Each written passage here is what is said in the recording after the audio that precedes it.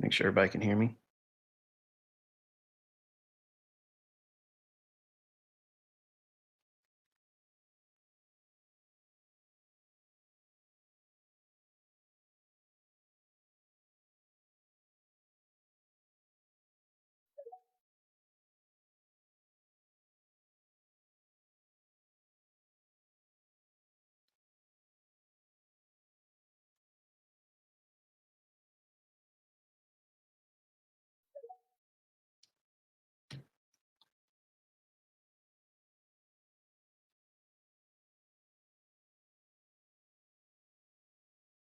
Is the volume okay? Because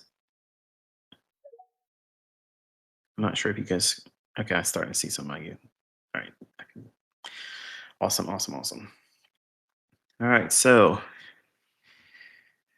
anyway, hope you're all doing well. If you're in the States, been affected by the storm, we got about 6 inches or so right now. 6 inches of light powder. So, we'll see what we get in terms of total accumulation.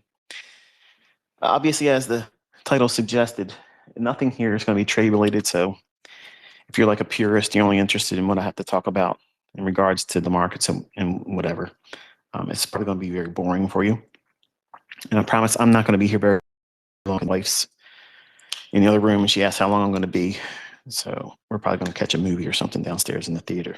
So I just wanted to touch base with y'all. I will say this in regards to like the gold market and silver. Um, I'm not sure what Twitter Space Kit and company were doing. I joined in. I talked about. I was talking to somebody. I don't know who it was exactly. And forgive me. I don't mean to be um, somewhat of someone trying to just dismiss or whoever it was. Is I talked to a lot of people when I'm on those things, and I don't remember who exactly it was. But he's got the recordings. I'm sure you guys can go take a look at it. He's real good at finding out where things were said in the past. So I talked about how, and also during my mentorship when I was doing paid mentorship, which I'm not doing, by the way. I've been getting a lot of folks emailing me saying, I just spoke to you on Telegram and you didn't. I'm not going to talk to you in direct message. I'm not going to do that. So as soon as someone asks for money, you know that that's a scammer. I'm not going to ask for your money. So I talked about how silver and gold were going to be at these levels. Okay. And one of the primary reasons was that because of everything that they did during the COVID scamdemic, yeah, we're going to go there. Um, all of that was a huge wealth transfer. And also, a lot of people have been given something they're going to find out soon enough that they should have never done it. And that transfer of wealth was done in a broad brush approach across all markets. And fundamentally, silver has been suppressed for decades. Like it should be way higher than it is right now. And gold should be as well.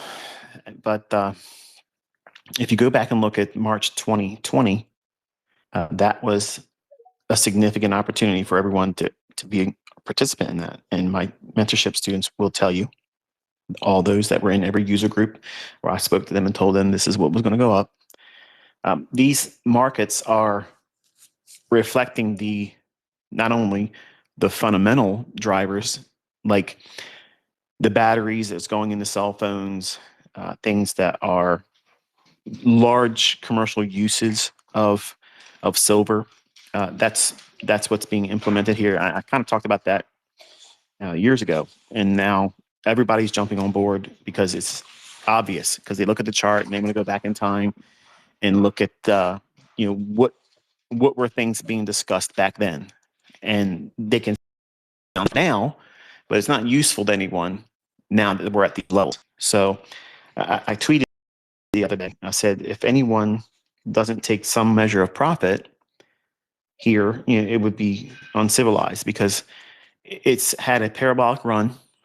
I don't suspect that it's done because the underlying fundamental drivers behind why silver and gold are up hasn't changed, and they're not likely to change in the near future. So we have huge wars, on the horizon. We have a currency war where the BRICS nations are trying to unseat the dollar index as, or the greenback rather, the dollar, off of the global reserve status. And their pursuit is to have a gold-backed currency, which, I've always said, all we have to do is go back to that, and no one's doing anything. No one's going to defeat the dollar if they do that. The problem with that is, them, quote unquote, them, they like to have imaginary money. Okay, imaginary money where they can just keep creating and printing more of it, print more of it, print more of it. It's an imaginary commodity. They can produce as much as they want, write off, as many dollar bills as they want, and they'll still charge us taxes. So if they can print as much money as they want to, why do we get charged taxes? It's for control. So the idea of silver being topped here or gold topping at 5,000, can we have a measurable retracement that's technically sound in both of those markets? Sure, absolutely. I would not in any way, shape, or form try to predict a top or market.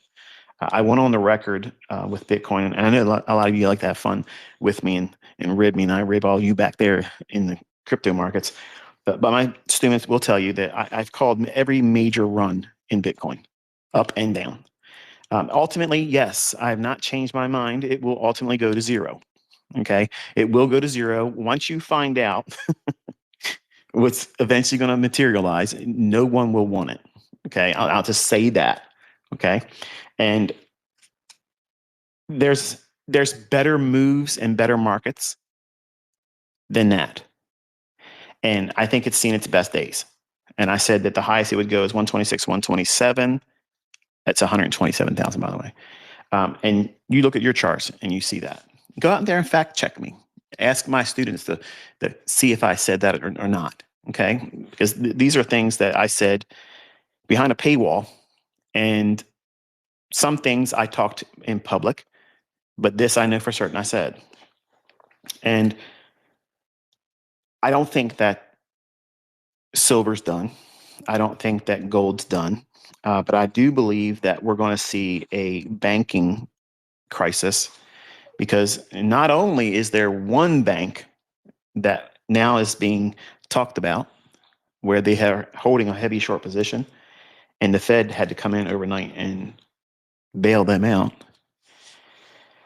They had a margin call that they didn't answer, and that's problematic. So I got about $25,000 in that bank that I intend to take out this coming week. So that way I'm not exposed to anything that may come as a result of them. And I'm talking about JP Morgan Chase. They're the bank that individuals now are now starting to whisper and talk about how, are they in trouble financially? Are they? So if the common people are talking about it, when I say common, I mean, just like when I look at YouTubers that are quote unquote mentors, traders, influencers, all the people that have a following. I love watching them because I want to tap into their audience. And I'm thankful that they have their little chat window open, because I could care less what they're talking about, because 99% of the time what they're talking about, the market is absolutely diametrically opposed to me. And I'm right about where the market's going to go. And they're out there losing money. So I'm not interested in their technical analysis. I'm interested in the following that they have, their audience. And whenever they are highly opinionated, when they're really, I know you're probably thinking, wait a minute, this said not trade related. All you're doing is talking about the markets. You must be new around here. The idea of having a high opinionated chat forum where people are free to say whatever they want to say. Now, granted, obviously, there's a lot of people out there that believe their singular voice going out there and saying, yeah, Bitcoin's going to go this, or XRP is going to do this, that, and the other thing, or some other market that they hope they can get somebody to, push behind them and kind of like talk it up, if you will. I love seeing those types of things in trade related channels that live stream. I love that. I love seeing that because if I can time my idea about where the market's going to go higher or lower, and if it's diametrically opposed to those individuals collectively, not just one joker in a chat window, but I want to see if other people chime in and say, yeah, I'm looking for the same thing. And if it's like a change in the sentiment or the attention is shifted while the live streamer is doing whatever they're doing, if the conversation really starts to sway in, well, what do you think about that? And where would you buy? Where would you short it now? As soon as I start seeing those things, and if I'm diametrically opposed to that, I got about a 99.9% likelihood that I'm going to be right on my next trade. And that's just the facts. The point is I'm looking at the sentiment, the opinion of someone that if they knew how to trade, they wouldn't be in there watching another live streamer. They would just simply be trading. And I'm listening for this low IQ opinion. Now, I don't mean that to be condescending. I'm saying that this person clearly doesn't have the aptitude to know what to do as a trader, where the market's going to go next. Because if they did, they wouldn't waste their time being in another person's live stream, hoping to get breadcrumbs from their table and even entertain their opinion about where they think the market's going to go. I'm there to see the moments when those individuals that know the least about the marketplace, when to time the market, when I'm able to time the market accurately and I have an opinion about where I think the market's going to go, if at that very moment it's diametrically opposed to the individuals that are watching someone else's live stream and they have their opinion and they're being, well, they have emojis in their posts or they're highly charged with emotions. Oh, it's going to go crazy. It's going to do this. It's going to do that. That right there is one of the strongest diametrically opposed sentiment confirmations that I could have in my own analysis. Now, I say that because I do the same thing with other YouTubers that are homesteaders. Okay. And what is that? People that have their own livestock, they have a farm, they teach people how to live basically in a self-sustained manner. And while I don't fully do that type of thing, I've always been fascinated with it. And I do have some self-sustained things at my own home, but like I don't raise livestock. I've contemplated doing chickens for my own fresh eggs, but I haven't done it yet. And I'm not a gardener. So I don't have a green thumb. Am I trying to cultivate, no pun intended, that skill set? I have over the last year or so. I've been looking at some of the property I have and how I might be able to use that. Considered maybe buying some property off of my own home's property and using it just for primarily, producing food. But it's still a work in progress, and I'm not in a rush to do that. But I'm interested in it. So what I say is those individuals that have a comment section, or if they have live streams, they will have people come in and they will leave comments about what they think also. And I'm listening. Okay. I'm listening to these individuals. And when they start talking about things I said years ago, what does that mean? How we're going to see global unrest. We're going to see wars. We're going to see Russia take on Ukraine. We're going to see China, which is eventually going to cross that line and go into Taiwan.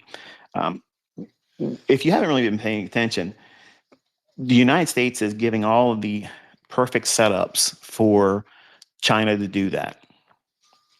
And what's going on is we're messing with Greenland. We're messing with South America.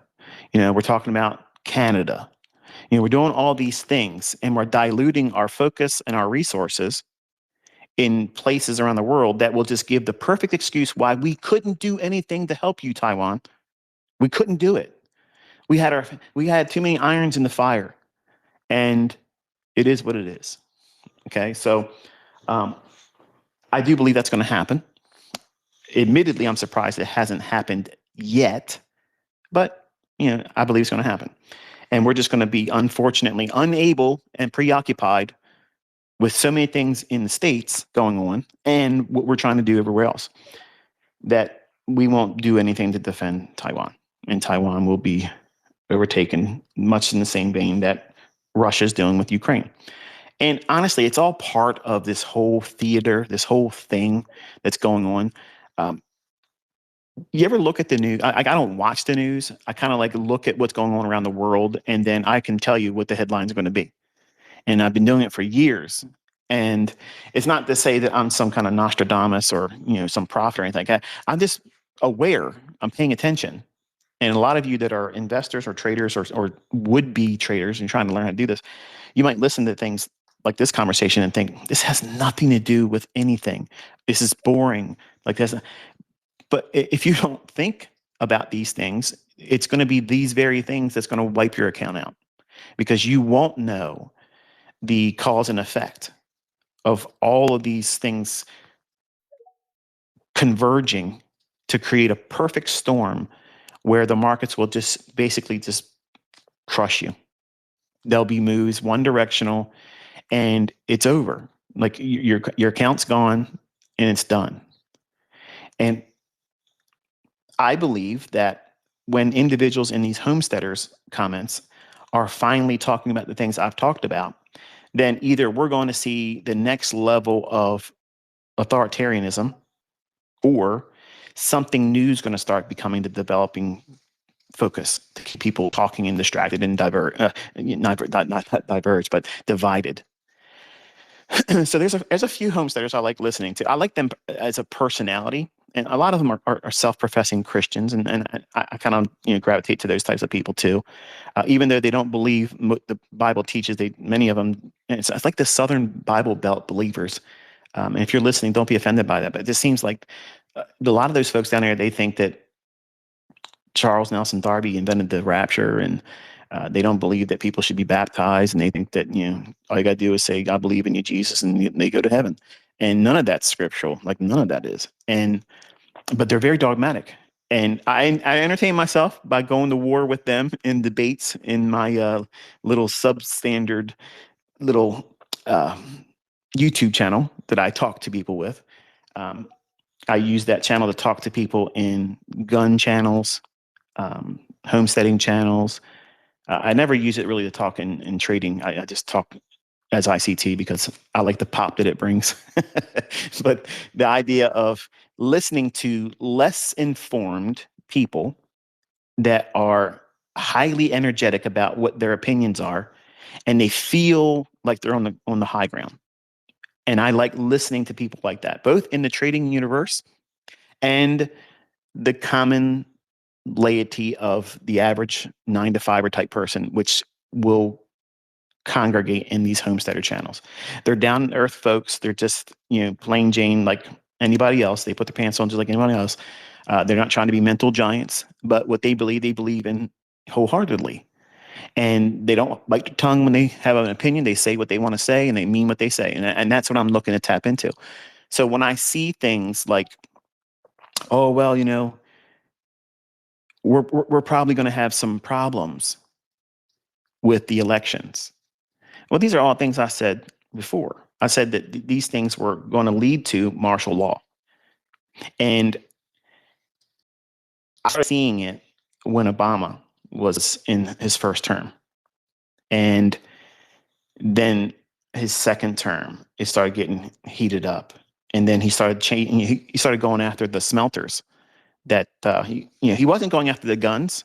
He was eventually targeting the people that makes the ammunition.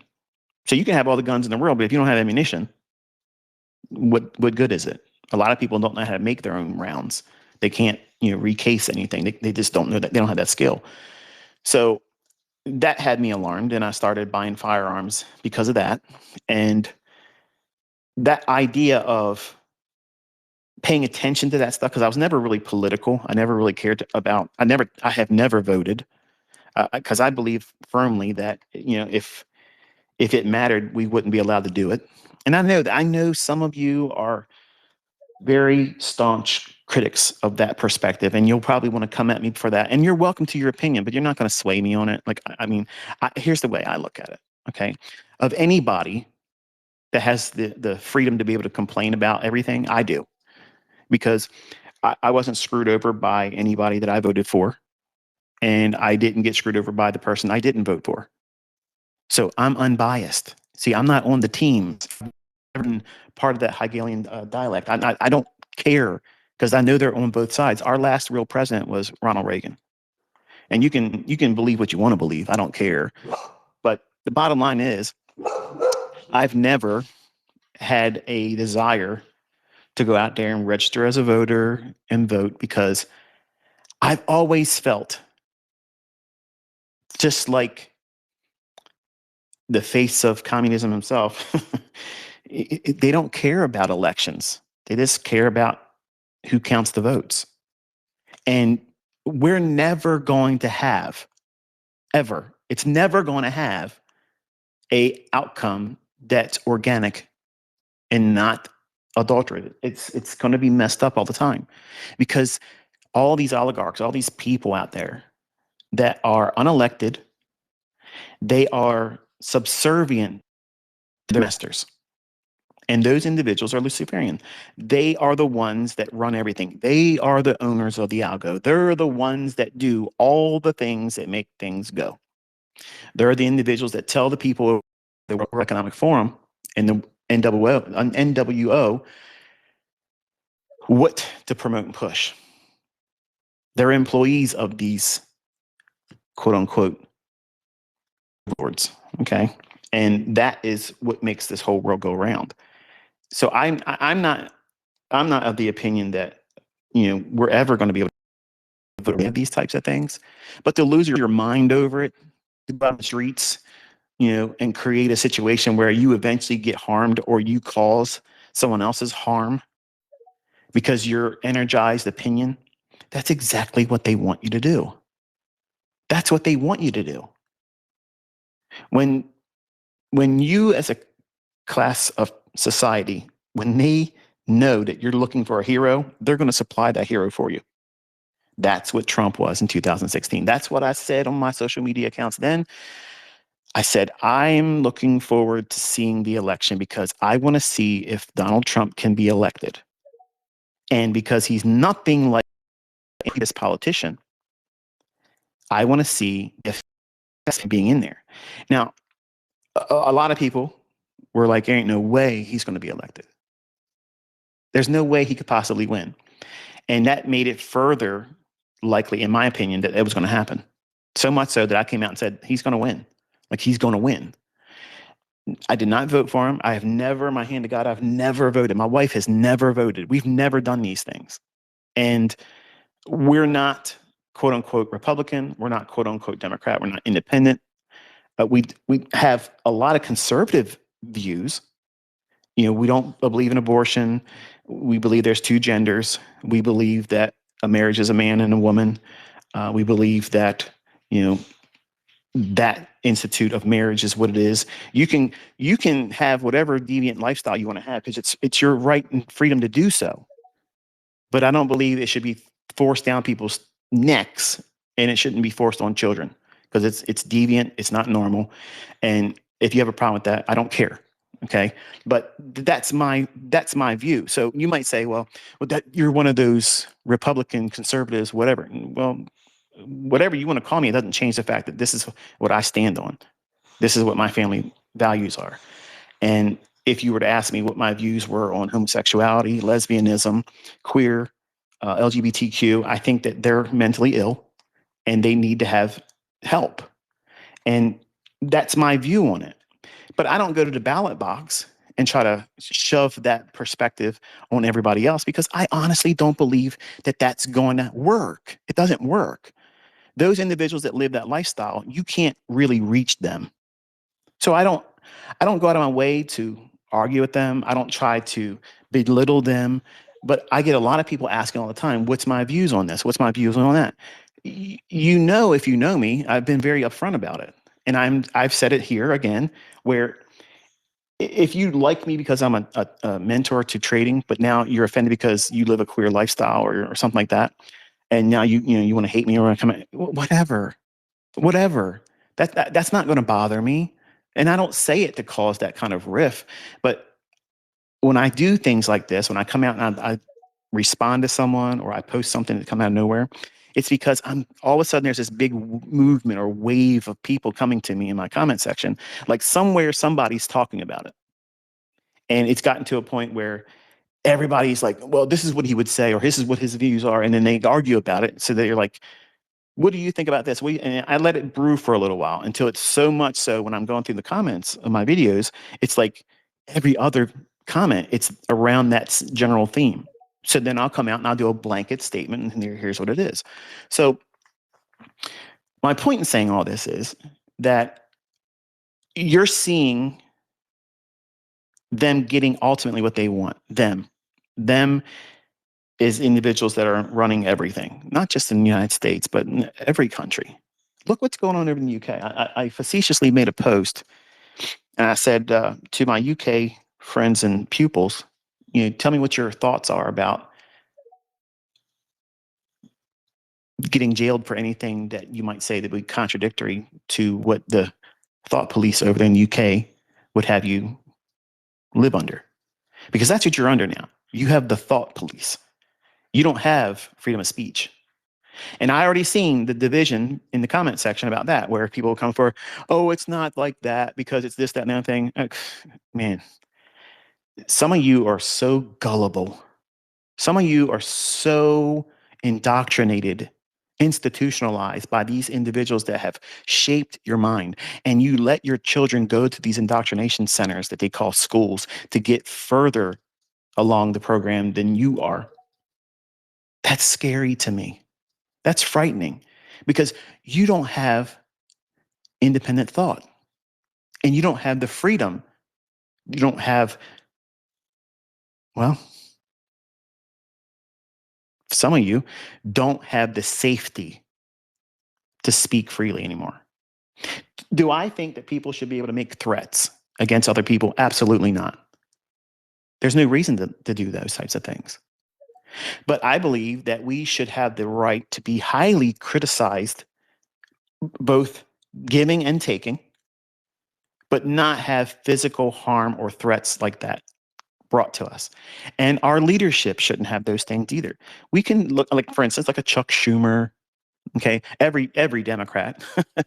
I can't find one redeeming individual in the Democratic Party now at all.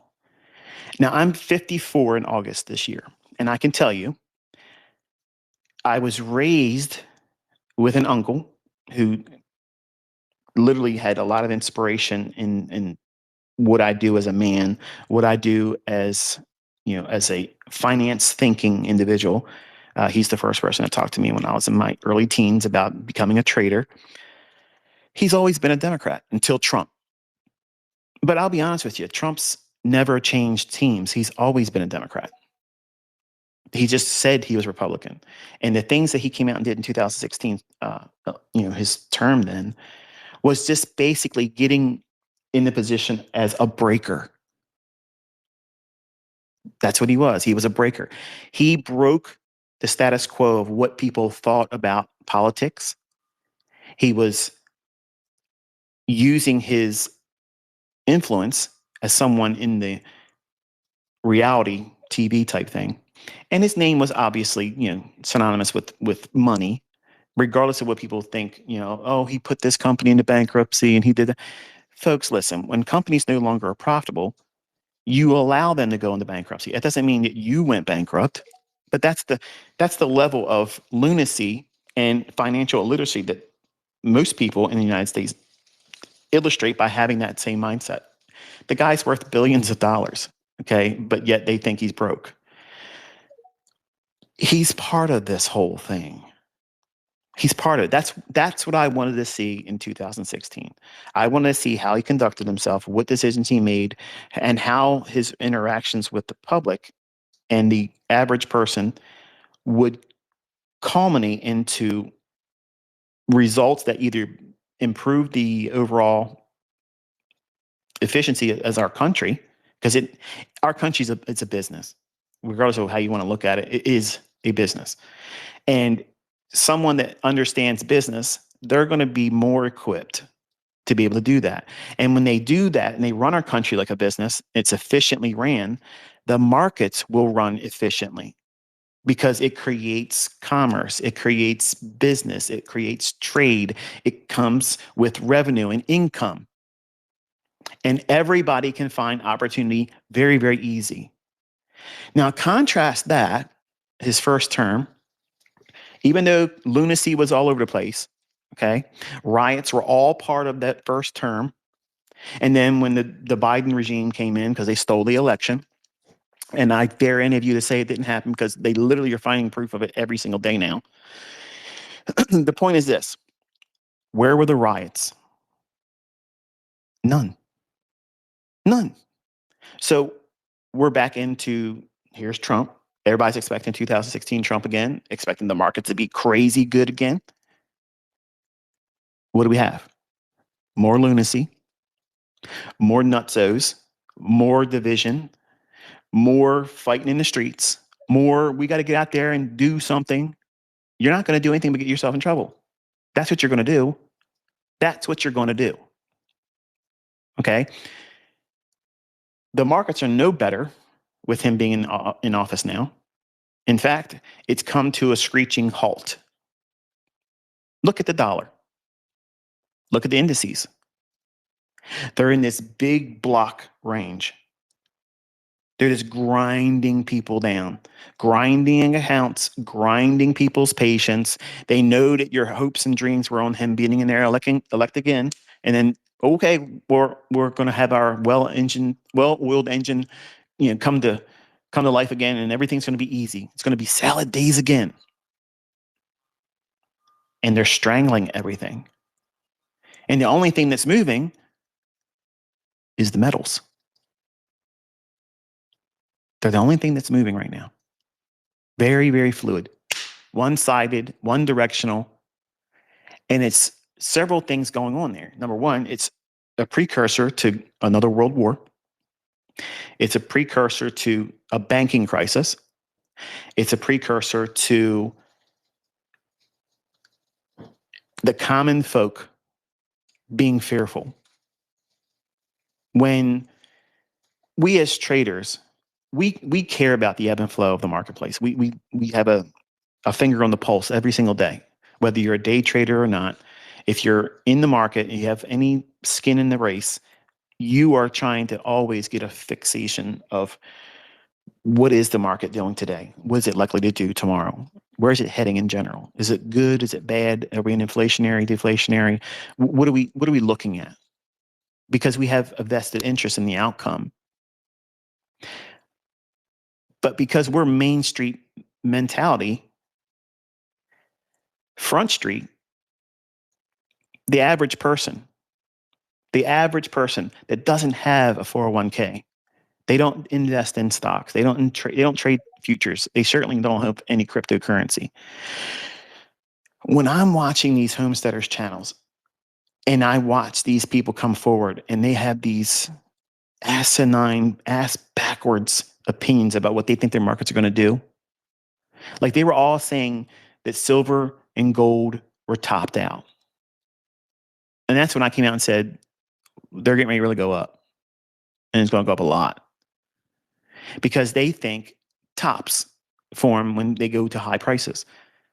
But they don't understand the dynamic behind what's making gold and silver go up.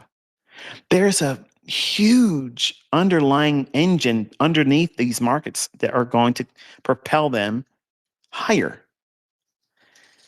Gold, when the BRICS nations said that they were going to have a gold-backed currency and all these nations started signing on to it, that is a formidable challenge for the dollar.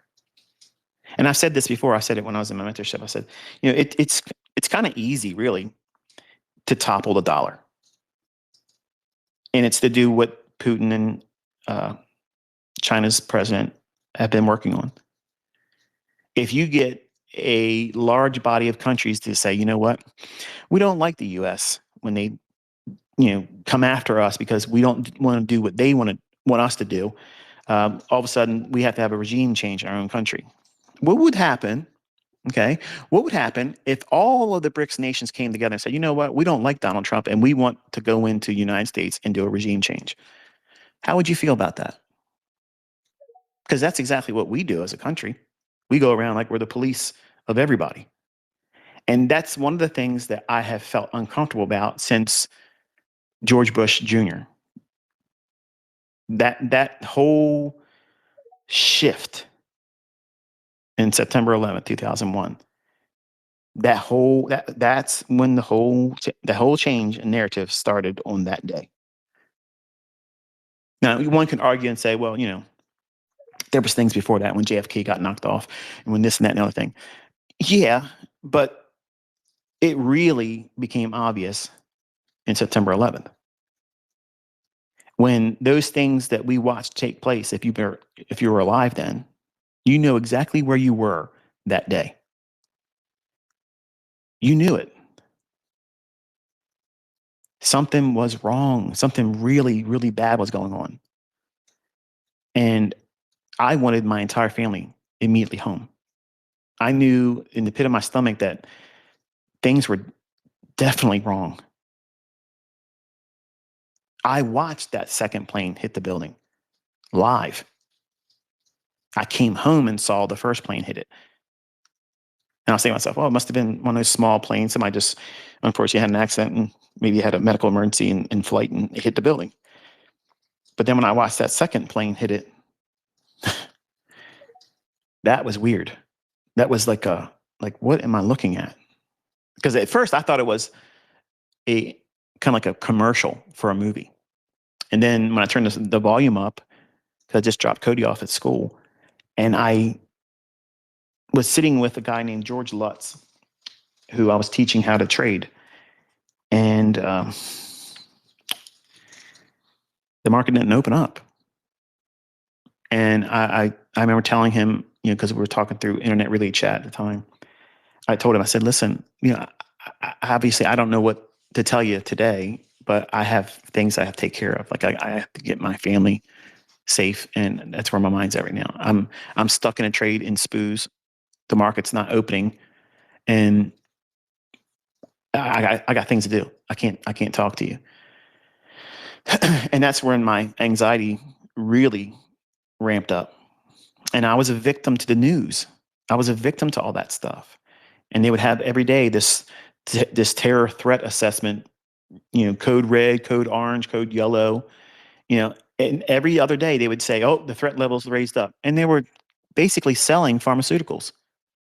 You can go back and look at the pharmaceutical industry and see the sales of all of these anxiety medications, depression medications. All of them go straight up parabolic from September 11th, 2001.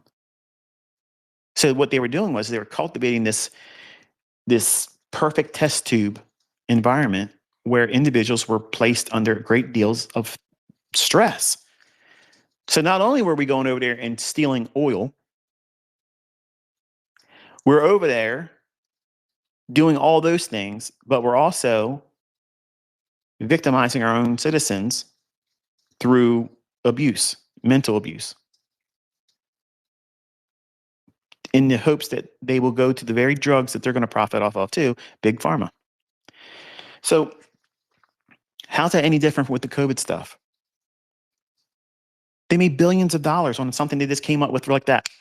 We need a cure for this. Okay, bam, bam, here we go. We got it right now. Not only one, but we have several companies that came out with a cure like that.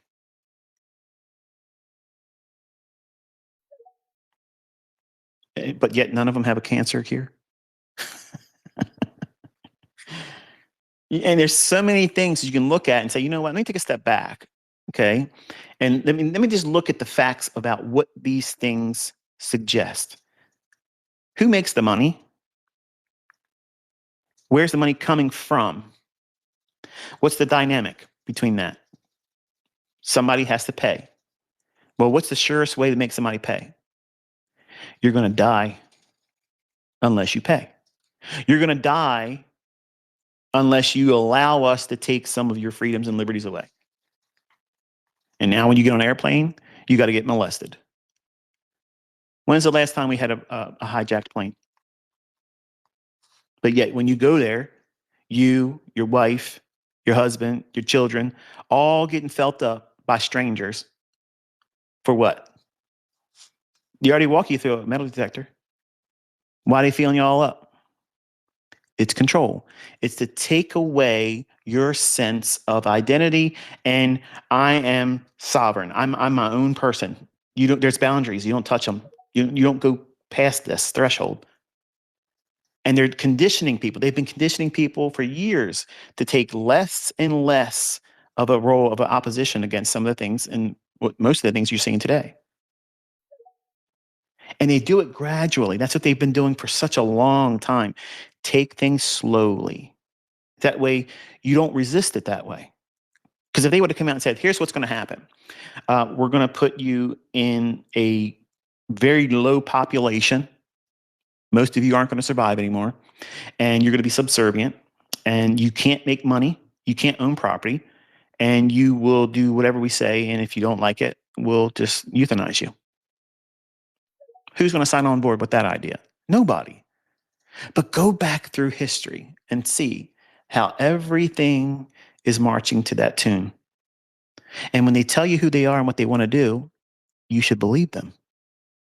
When they tell you you're not going to own private property and you're not going to have vehicles and you're all going to be inside of a smart city, that sounds like the Fifth Element. Everybody's in their little cubicles, their little hamster boxes, and you don't own it. You rent it. And if you want to travel, everybody does mass transit, and everything's going to be within a 15-minute distance. And if you don't follow the rules, you get punished. You're going to have a social credit score, all these things, universal basic income. They've destroyed the whole idea of college. I'm convinced that when I was going through it, that was the last years where it was really meaningful. Because now what comes out of colleges is a mess. You're in debt up to your eyeballs and you don't have any real job skill. And now they're coming out and telling you what they're really aiming to do, where AI is going to do 90% of the things that people think that their career is going to allow them to do. I saw a comment. Unless someone's going to college for medicine, they're stupid. Well, I'm not sure where you're getting your information from, but they're literally trying to push the idea that AI is going to be the best physician. So when you go in and a clerk takes your symptoms, AI is going to say, well, here's the treatment procedure. This is the medication that you need to take. This is the dosage. So they don't have to pay these high salaries to physicians anymore. AI is going to do it. And they trained you to accept that type of thing by having this online medical website. That's the worst thing they ever did. That was the worst thing you ever did. Because now, if you weren't a hypochondriac, you are now. I'm having this weird sensation in my left arm. Because the last time I heard someone talk about sensations in the left arm, it's heart attack or stroke. Let me go in here and see what this website says. Well, if you're having tingling in your left arm, dizziness, feeling nauseous, pressure in your solar plexus and chest, you should probably seek medical attention because you're probably having a heart attack or early stages of it. How about you probably have tennis elbow and you're stressing, so you're keeping yourself tense, and lactic acid's building up in your muscles, and you've scared yourself by hyperventilation. You blew off your CO2, and now you're feeling the effects of adrenaline, but not doing anything because you're scared. And now cortisol is racing through your bloodstream, destroying your blood vessels. That body symptom is going to have all those same things. Do you still feel that once you calm yourself down, slow your breathing 10 minutes later? If you do, then you should go to a medical physician. But if it goes away 99.9% of the time, that's anxiety. I went through all of those things. And for the people that are sitting there shaking their head saying, this guy's going on about nothing, that's because you are a pothead You don't have any real responsibilities. You don't have any dependents. You probably live in your mother's basement still. You haven't finished school and you think you know everything, but you know nothing. So you haven't really been tested in the world. So you don't have any stresses in the world. But when people have real responsibilities and they put ridiculous levels of Olympic feats of success goals over top of themselves because they look at people on the internet and they think, I can't live up to that unless I do this, this, this, and this. You just fell victim to it. Social media has not been introduced to help us live together well. It's been created to cause division, unhealthy competition.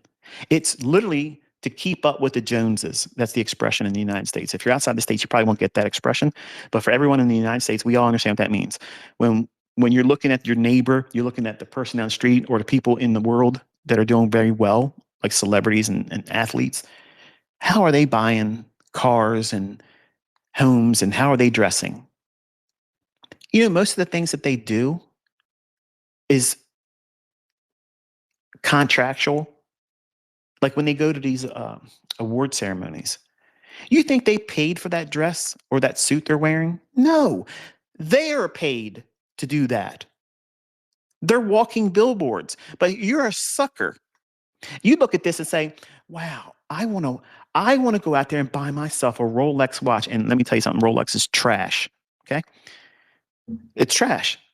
They're overpriced garbage. You want a real watch? Patek Philippe. That's a watch. And that's still it's too much money. Okay. But that's a real watch. But you all look at these things and you think, I'm not successful unless I'm stupid enough to spend that kind of money on things like that. The cars that you see them in commercials, they don't own those vehicles. They don't do those things. Most of the time, they have a grocery getter car. Why? Because their financial advisors are telling them, park your money in interest bearing accounts, fixed income, real estate, and don't waste your money on stupid things. That's the reality. That people with real money and are trying to continuously make good money and not waste money, that's just what they do. Now, I'm not saying that people that don't have a business that use that measure for, because it works, it sells. And I believe that I would be even greater in terms of, a larger person in trading in terms of an influencer, guru, furu, whatever you want to call me. If I would have showed everything that I can afford, I would have been much more well known. But I never wanted to do that. Even at the height, I don't do those things because it communicates the wrong message. I don't want you focusing on those things because those things, which I was doing the same thing when I was younger, I was interested in all that stuff. I chased all that. I was keeping up with the Joneses.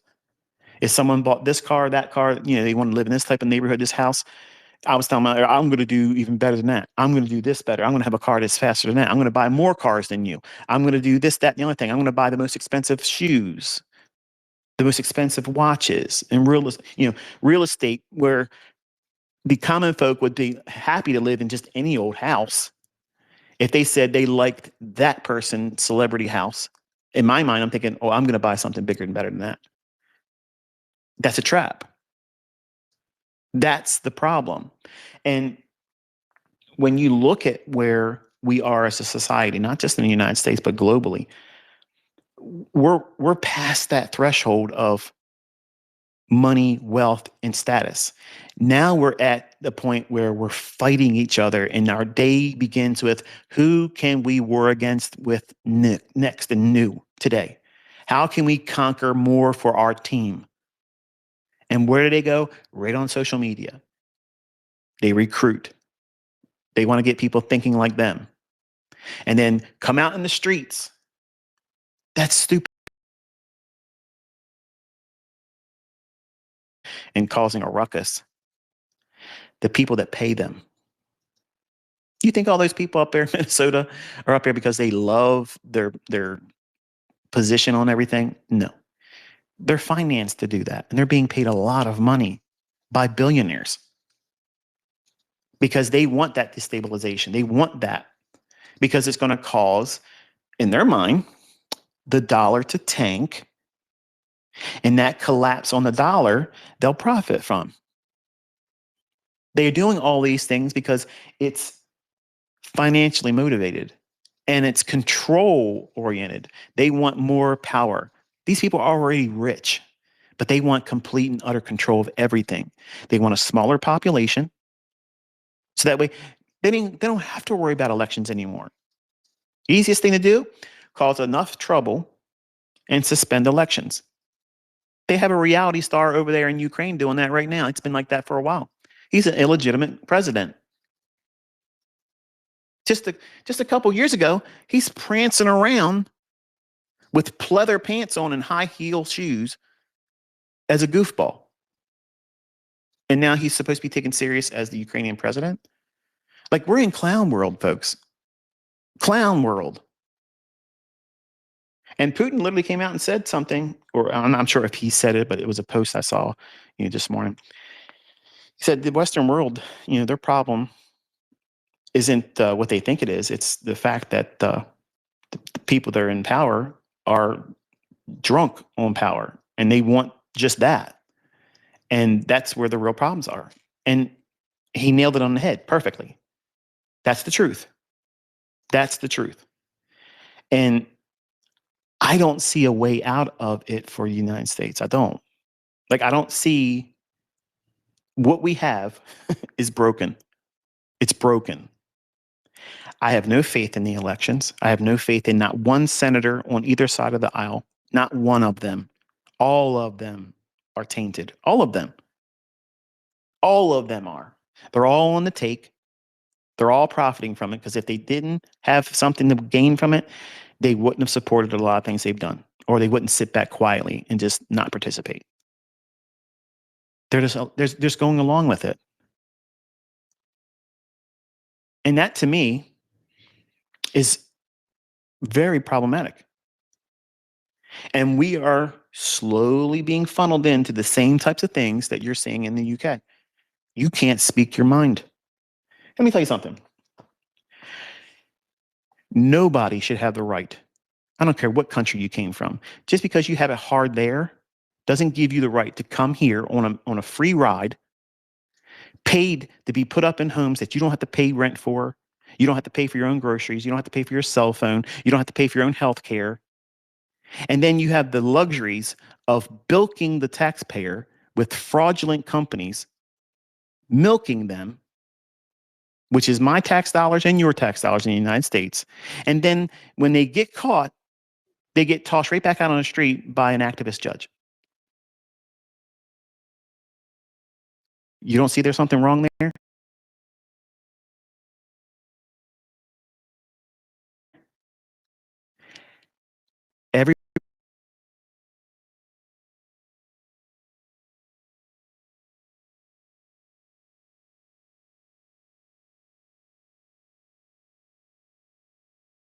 Everybody's on the take, and they know that people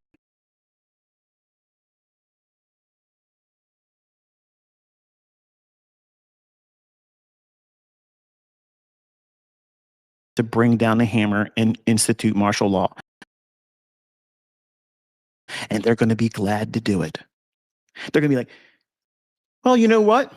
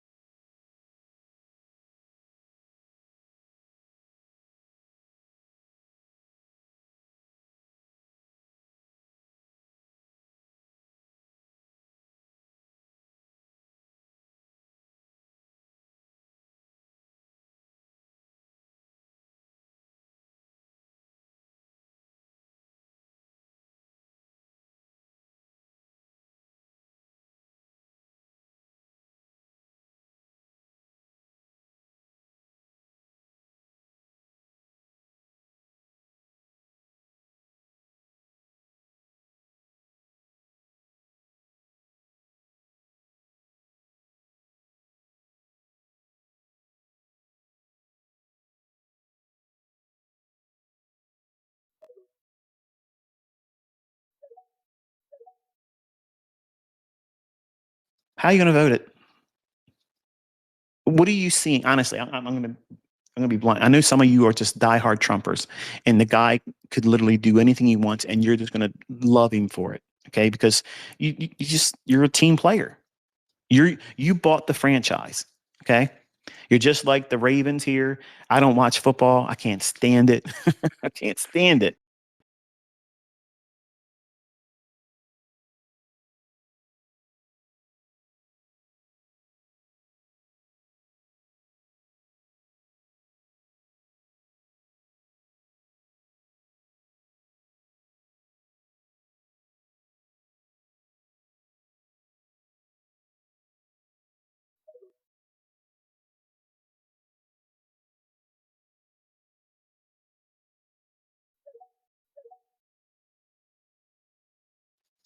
Corruption, like in sports. Well, that same thing would happen in elections because there's much more money in the outcome of elections. Lobbyists, people coming in, having greater influence on the outcome than we do with our vote. I'm not convinced that there's a solution to that because what do we what do we have to choose from? Think about it. We got a president right now that is literally saying he's going to take Greenland, which is a NATO country, and it's already a partner in the past with us. We had 17 military bases on this country, and they were glad to let us do it.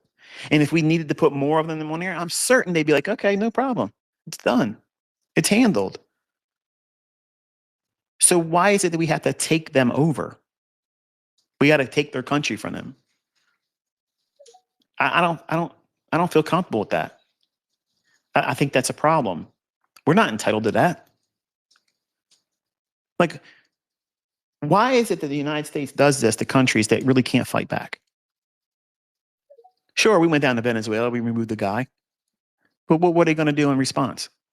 Why don't we go over there? We had all these problems with Putin. We had all these problems with Xi Jinping. Okay, we have all these problems with um, Rocket Man. What's his name? His name escapes me. North Korea guy. I can't. Kim Jong Un, or I think it's what his name is, something like that. You know, why didn't we go over there and stir up the nest over there? Because Big Brother China will get involved. So I think we are like a paper tiger. We only do the things that we're going to do to countries that we know they can do nothing back. Okay, and you might be a veteran. You know, you might be someone that's served in the country, something I have not done, and I will be the first one to shake your hand and say, I thank you for the opportunity to be in a country that you risked your life for. And I came from a family that had every branch of government. And my grandfather, when I was younger, I was going to be a Navy man. And he told me straight up, he saw it during his lifetime. He told me, Michael, don't do it. The country's not the same country I went to war for. Don't do it. I didn't understand it. I didn't understand what he meant by that. But he was like my dad. So if he was going to tell me that, I believed him on face value. I gave him the authority in my life as a father figure. And when he told me these things, I said, well, he wouldn't tell me anything that wasn't for my best interest in mind. And he didn't go into detail, but he was in World War II. He was out there on a battleship. He watched the kamikazes literally coming down. He could see their faces screaming before they hit the deck and blew up. He saw that. And he saw his friends scared to death. And he thought he was going to die many times. And here's that man, big, burly man, that everybody in the neighborhood knew about. If he was in the bar and you got somebody new in town, they would come in there and want to stir up some trouble and run their mouth. He'd stand up and tell them, shut your mouth or I'm going to put your ass on the floor. And if they didn't know who he was, they stood up and then they got knocked down. They knew not to mess with Floyd. Don't do it. So here's that same man telling me as a young, impressionable, early teenager about ready to graduate from high school when I'm like, Pop, I'm gonna join the Navy because I wanted that attaboy, I'm proud of you type thing. I wanted him to tell me I'm proud of you. And I thought this is the surest way of doing it because he's a Navy man, very proud Navy man. And to hear him talk about his other, fellow Navy people, that that brotherhood that isn't just limited to the Navy. My dad was a Marine. I had an uncle that was in the Army. To see them, how they look at other individuals in their branch, and they have respect. I mean, there's a lot of bull crap that goes on there. They josh the Marines all the time. The Marines josh everybody else. But honestly, anybody that serves, they have respect for anybody else in another branch of government. And to me, that's a brotherhood. Unless you're part of it, you just don't understand it. But I seen it in the way my family conducted themselves. And when my grandfather said, "Don't join the Navy, don't join any branch of military. The country's not the same." I just took it at face value. And then later on in life, he was gone. But when September 11th happened, I started seeing things. I started paying attention to what are we doing? What are we doing as a country? And they're problems that I don't think are easily fixed. I don't have the solution. I don't think anybody else has that solution either. I think we've crossed that line that you can't come back from, and it's just going to get perpetually worse as it goes along. And I know that probably doesn't sound good, because usually you like to hear me talk and get you all fired up. You're going to be able to conquer the world in trading, blah blah blah. Maybe you won't. Let's just say that you don't. If all of your hopes are placed on you making money, lots of it in trading, that's a little bit myopic in my opinion, because there's other things in this world besides money. There's a lot of things that people are just not aware of that brings much more happiness that you think money will give you, and it doesn't. I'm a rich man, and I can tell you, money doesn't make me happy. If I wanted to be happier, I could sell mentorships. I could over leverage accounts. I could be going there and bilking all these funded account companies under aliases. Okay, I could be doing all that stuff, having lots of fun doing that, but that doesn't make me happy. Living content, knowing that I don't have to do anything. Like, I don't have to do anything. Most of you have no idea what that feels like.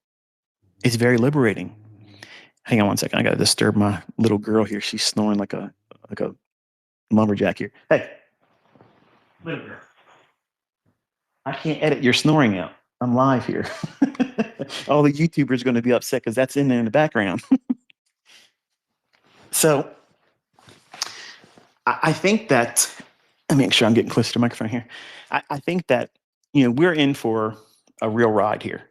And to hear things like Trump saying,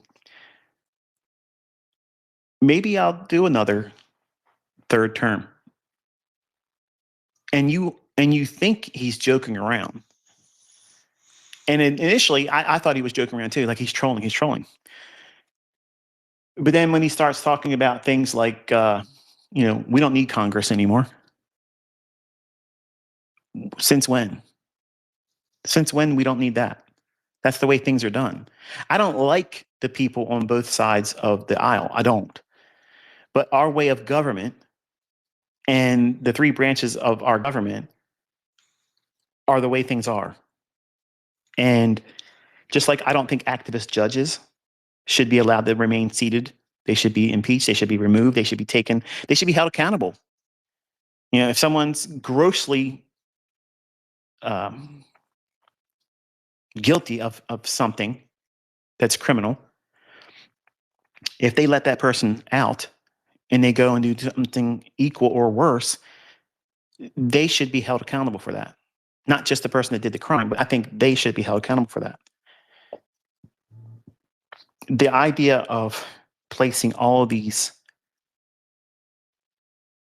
opposition judges, that was started during Obama's tenure as the president, the illegitimate president, the Kenyan, because that's what he was. That's what he is. The guy that's married to Michael, my Michelle. Yeah, how about that? Um, he put all that stuff out there, and you've seen how effective it was in causing the excuse why certain things couldn't get done that everybody was hopeful for in Trump's first term. And then when the beast that was and was not and shall be, I mean, Trump, by the way, when this person was elected in 2016, he failed to get there in the office again in 2020. But then he made his way back in there. So now everybody was expecting what? The same thing, just a sequel, but more of it. What do you have? Where's all the no more wars? I don't see that. I hear about new wars happening all the time. We're literally going in there in other people's countries and taking over their country. When is it legal for a president to go into another country and say, okay, I'm going to take your oil and it's going to be better for your people that I'm taking your oil and I'm taking the money and I'm putting it in an account, offshore account, in my name only, and I'm going to oversee what we're going to do with the money. Does that sound kosher to you? Like, I'm going to be honest with you, that's kind of weird. Like, it feels like I woke up in another dimension where there's no sense at all. Like, we're in Looneyville here. Oh, in no timeline ever has that ever been something that would be viewed as, oh yeah, that's only up and up and legal. It doesn't make any sense to me. And people are just walking around that are supporting Trump. They just think it's okay. And I think they have been beaten into submission to whatever that man says is the truth. Whatever that man wants to do, it's okay and justified. And any president, male or female, regardless of the background, whatever side of the aisle they're on, they have to be reined in. They have to have some capacity of control over top of them. They just can't do whatever they want to do. That's lawlessness. That's lawlessness. And if the person that's in charge is conducting themselves in a lawless manner, what message is being conveyed to the citizens of the country? The law doesn't apply to them. So if it doesn't apply to the highest person in our country in terms of commander in chief, if they're not subject to the law, then what are the people, the citizenry, going to think about themselves? That they are not underneath the law either. And then you get what's going on in the streets now, lawlessness. And now they created this whole business of here's the ice baby coming out there, and they're going to stop all these Somalians coming into the country. Are people being arrested? No doubt people are getting arrested. I'm not convinced that that's what they're there for. I'm convinced that they want to create the problems that you're seeing now. Because it's wintertime, folks. The crowds aren't that big right now because it's cold. It takes a lot of money to pay for those people to be there. But when the weather breaks in the springtime, going in the summer, it's game on. All the nutsos are going to come out. All the hardliners are going to come out. All the anti-Trumpers, all the Trump supporters, everybody's going to come out there. And then things are going to exchange from both sides. And it's going to be allowed to happen for a little bit of time.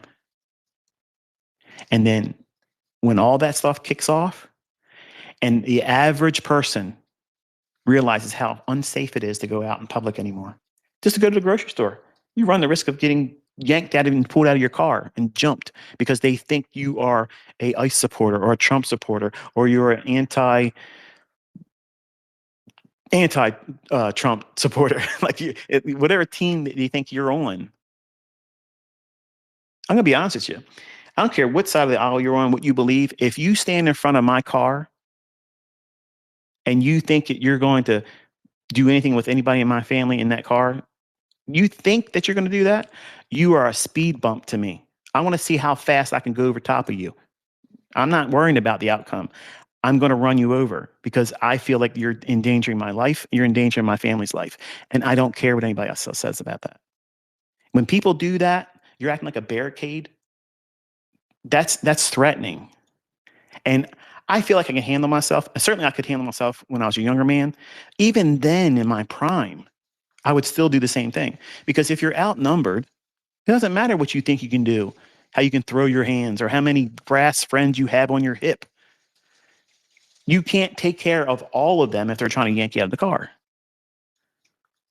I was a younger man, and when Rodney King got beat up and abused by the police back then, and they were doing the trials and whatnot, I was downtown in Baltimore City, and I got to tell you, I was the only white guy in the area, and I had bags of money coming out of vending machines in my hands inside of a milk crate. I just serviced the machines I was in. And I literally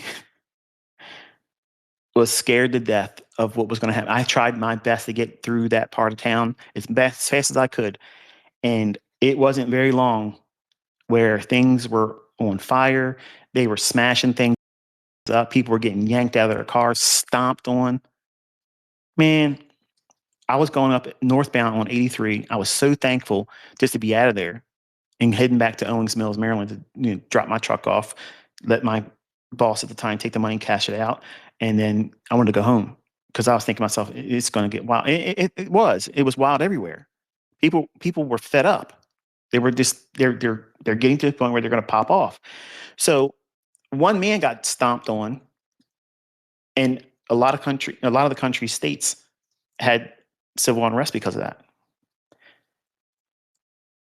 Maxine Waters literally was jumping up and down cheerleading when a trucker got yanked out of his truck and smashed in the head with a brick. The same woman that said, get in their faces, don't let them feel safe in the public. That's what we have as leadership. That's what we have. So we're being led by leadership that are corrupt because she hasn't changed. She's no better than she was when she was a teenager. She's just richer for it. She does the bidding of her overlords. And I'm convinced that both sides of the aisle does the same thing. How else do these same people always get elected? Like there's nothing to choose from. Where's the fresh blood that's going to come into the country and be good leadership? Because that's what's needed. All these old people that have been sitting around on the tit of lobbyist money, where they get they cause the outcome of these elections. They get what they want. You don't get what you need. You don't get it easier. You don't have low interest rate lending that's within reason, an economy that has a very healthy job market where people are coming in, and it's not just one or two segments of the marketplace where everybody has a livable wage because we're not getting screwed. Think about it. Not one of these people ever can do anything to make things better, but they keep getting richer and you keep losing liberties, freedoms, and the noose around your neck is getting tighter and tighter and tighter. And the only thing that changes is the animosity you have for your neighbor because you think it's their fault that they voted these people in, and they're not voting them in. These people are getting in because they're rigging the elections, but they're telling you it's those people that voted for them. So what is it going to do? It's going to cause you to hate that person with the blue hair, the nose rings, the people that have the T-shirts that have "Make America Great" and hats. It's this team mentality, and they take football mentality. They want to take the Pittsburgh Steelers. I gotta make sure I gotta check myself. Is it Pittsburgh Steelers, Pennsylvania Steelers, or Pittsburgh Steelers? One of the two. Okay, you know what I'm talking about. And the Baltimore Ravens, they're rivals. Okay, I've watched these guys have fist fights over games. Like, like they're sleeping with these players and their boyfriend and girlfriend with them. Like you can't do that to my man. Like these are grown ass men, and they're literally going to war, throwing hands, sometimes pulling out weapons because of a game with an inflated pigskin, and they're running around with tights on, football helmets,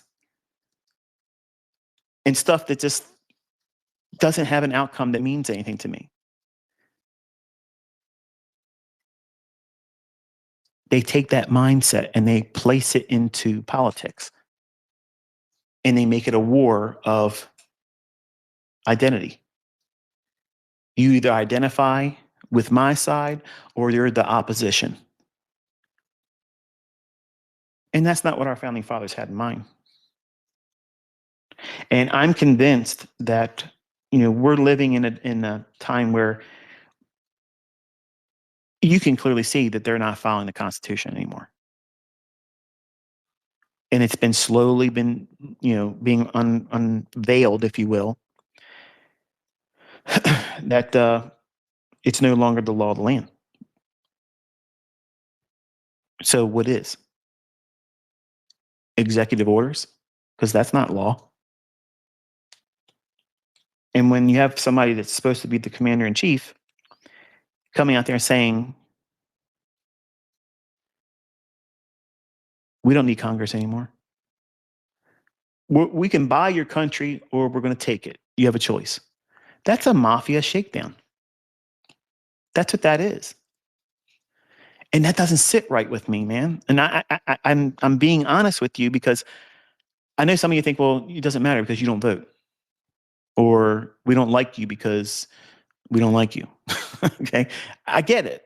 All of you have an opinion, and your opinions are valid because that's what you believe. And that's what makes our country great, because we can share our opinions, even if they're differing, but it doesn't change the fact that you're entitled to it. I'm entitled to mine. Yours are entitled to be yours. And it doesn't matter. I don't need you to subscribe to the way I see things. I'm certainly not going to subscribe to what I see majority of people do. I'm a contrarian at heart. I want to know what everybody else is doing because I'm the first one in line going the other direction. That's what I'm looking to do all the time. I'm not in the business of going out there and risking my life, my well-being, my net worth, my family, my properties. No, I'm not worried about anything that all these people in other countries coming over here and they do things like that. Listen, I can't stop that. But I have an opinion about why is our country, first of all, allowing it to get to that point. Like, what was Tim Walz and his government in Minnesota doing the whole time he's been in office? Like, you don't know this is going on?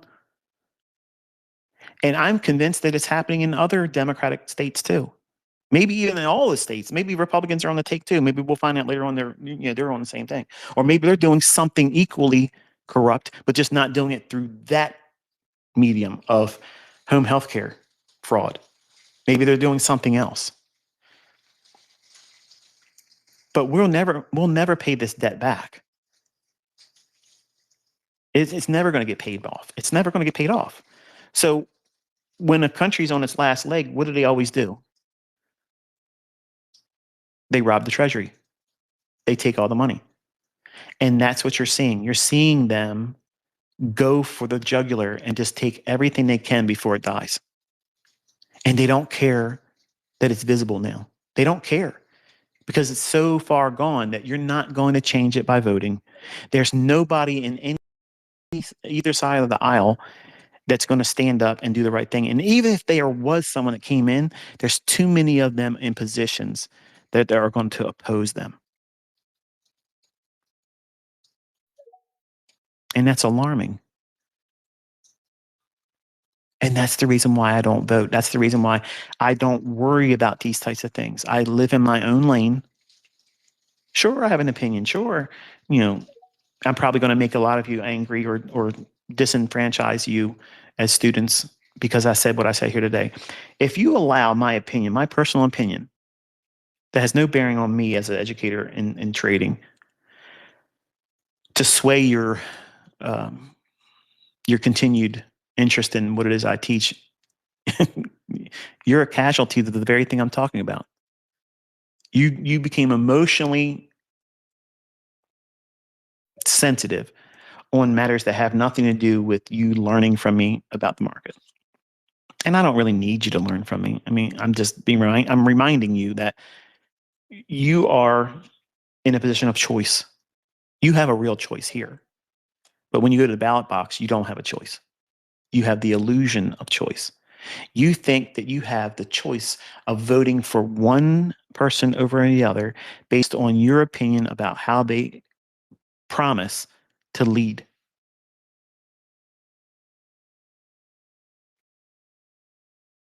You don't have a say so. Just because you mark down on the computer screen, that easily gets changed after you do it if it doesn't fit what they want. Because, like the communists say, we don't care about elections. They just care about who counts the votes. And it's been like that for decades. Just nobody cared enough to look into it. They don't care because we got wrapped up right away with Operation Desert Storm.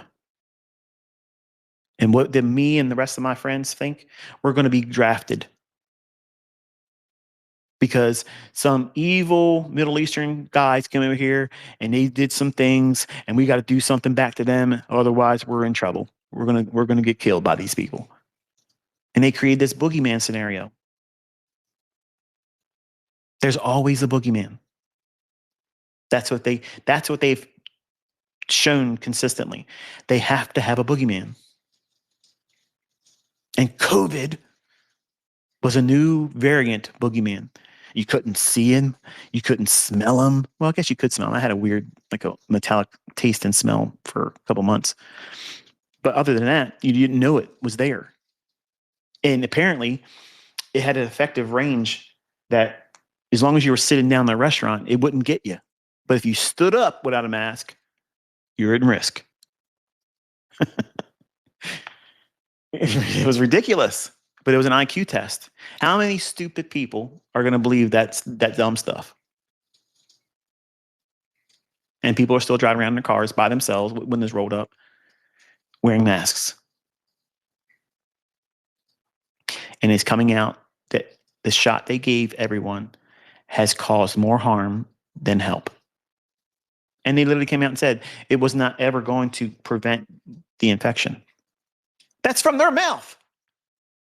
Where was that before you injected everybody and told them you can't go to work, you can't work here, you can't see your family members, you can't have a wedding, you can't have a funeral?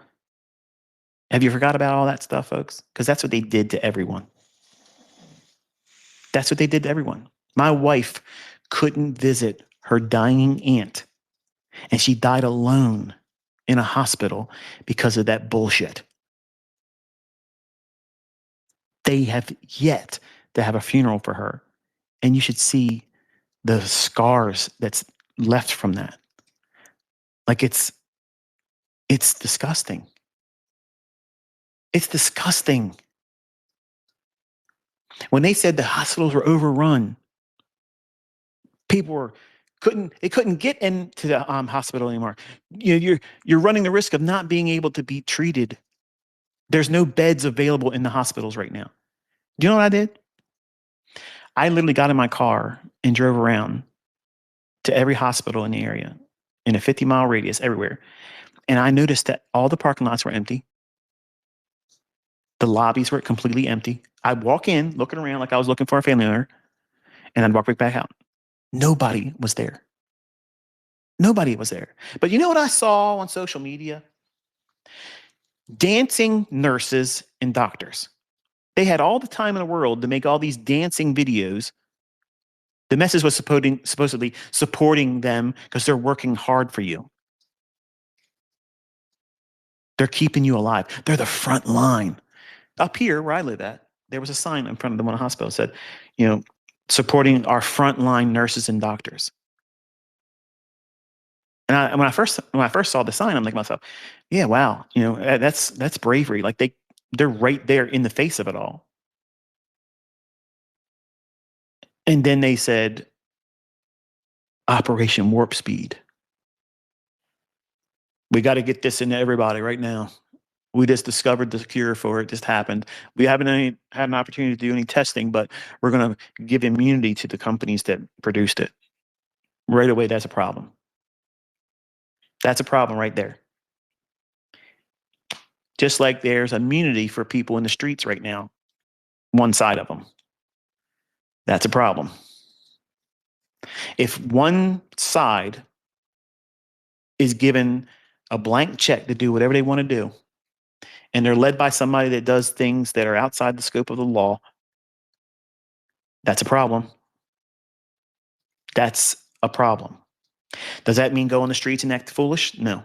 Does that mean uprise and start being nuts? No. It means take notice. Be aware of this because we are on a trajectory that is unsustainable. Something enormous is on the horizon. Huge, huge problem coming. And they're setting all these little fires right now. Okay. All these little fires are slowly burning. And eventually they're all going to be so big that we will not be able to handle it all at one time. And if you have not made your house ready, that means do what you can. Whatever you can afford, whatever you can do to get the things that you need every day, as much as you can, you should do that. And here's the part where I talk a little bit like a Christian, but I promise it won't last long. It's a couple minutes, and then we'll go back to jawboning about whatever else I'm going to talk about. On the comment section of the Berean Study YouTube channel I've started and hosted, and by the way, thank you so very much for the nice supportive comments. I'm thankful for the discourse that we've had between the people that listen to the videos and whatnot. I'm having a great time sharing all that stuff. I do have one I've been working on, but I'm trying very hard not to make it dull because I know if you're brand new, it could be very dry information. So I'm trying to find a way where I can teach it in a way where it's engaging. So that way, when I get to the punchline of what it's dealing with and what it's talking about, it'll be like, wow, yeah, that is amazing. But the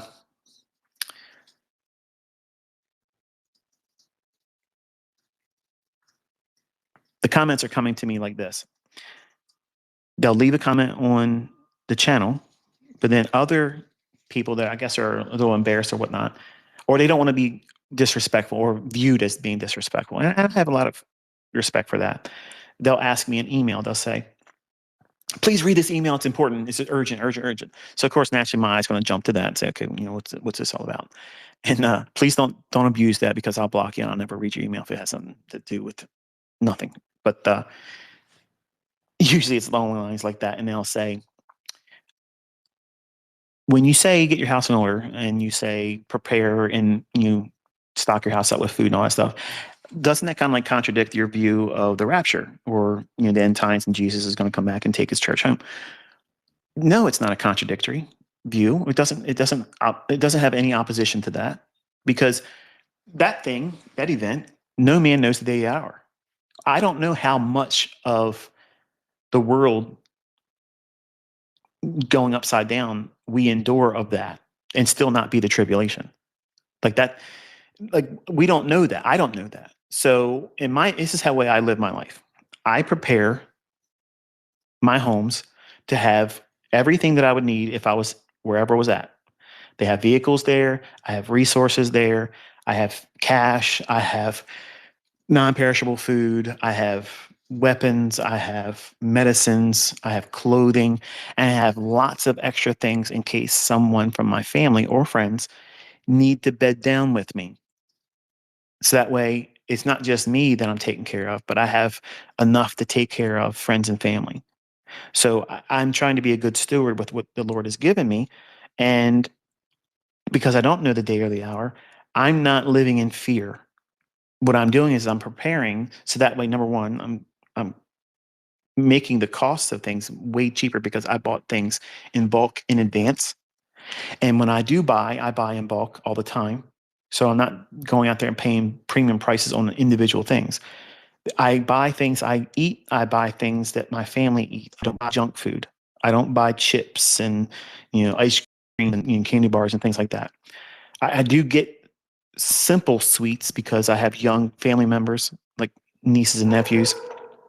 If they end up in my home, you know, a kid that's bored or cranky or whatever, give them one little piece of candy, it changes the whole demeanor. So I have things like that, but I don't think that having your house prepared is limited to just what you can have in there in terms of food, water, medicine, and you know resources. But it's also get your house ready with the Lord. That way, you don't live in fear. I don't live in fear. I'm not worried about the things that's going on around the world and think, oh my goodness. When I was 20 years old or so, yeah, that's how it was. I was fearful all the time. I was a weak man then, very, very weak. I was very, very much influenced by what the television was telling me through news. And I could have anxiety attacks all the time just by the opening headline. So, one of the best things I ever did was stop watching television. Now, I have 9 televisions in my home. That's not counting the screens that's in my office for trading, just 9 televisions. Okay. And the only thing they ever play, if they play anything, is old TV shows where it was before all the woke bullshit. It was back when movies were good and actors were good, actresses were good. The plots were original. They were not sequels all the time or remakes of stuff that's already been done dozens and dozens of times. Or it's just documentaries. I like documentaries. So I'll watch things like that. But I'm not literally watching screens much at all anymore. But I have them in my home. But when I stopped watching television, the byproduct of that was I stopped watching the news. And I noticed that my anxiety levels went way, way, way down because I wasn't worrying about things I had no control over. So what do you have control over? You have control over what you buy and accumulate in your own home and what you place in front of your eyes. The word says, don't put anything that's wicked in front of your eyes. That is not only things that are profane, like pornography, um, unsavory things, but it's also watching people like that. There's a lot of people I used to watch, I won't watch anymore because they're just filth. Like it's just filth, and it's disgusting. And the only thing they're doing is constantly talking about someone else. Many times it's me, but when they get really, really vulgar, I can't watch that. Like I can't watch it. And if they talk in a way that now don't get me wrong, I am capable of saying a cuss word. Okay, I know it's hard for you to believe, but I'm capable of saying it once in a while. Okay, and I have to repent for that. But I'm not out here saying vulgar things for the sake of being vulgar. It's not something I want to place myself in the audience of. So when I started removing myself from those types of things, I noticed that it had a huge impact on a positive way where I don't have the anxiety, I don't have the uncomfortable uneasiness, and it allowed me to think about things on a more wholesome level. And when you're balanced and your life is like that, um, illness is rare. Your, I guess your body allows it. It allows you to rest. You sleep better. You just, I don't know. I guess all around your life just gets better because you're not constantly trying to figure out what the next thing's going to be, and you can't control it. So that's why I'm glad I never got involved in the voting because when I was younger, I was very, very opinionated, and I had to have my way. Okay, they named streets after me one way, and if you weren't doing things the way I wanted it, I had nothing to do with you. And if I were to vote, like let me put it this way: if I would have voted in 2020, say I was a Trump supporter and I was voting Republican and I participated in it, I would have been as a younger 20-year-old, 30-year-old Michael, I would have been nuts, raging constantly online, raging about it.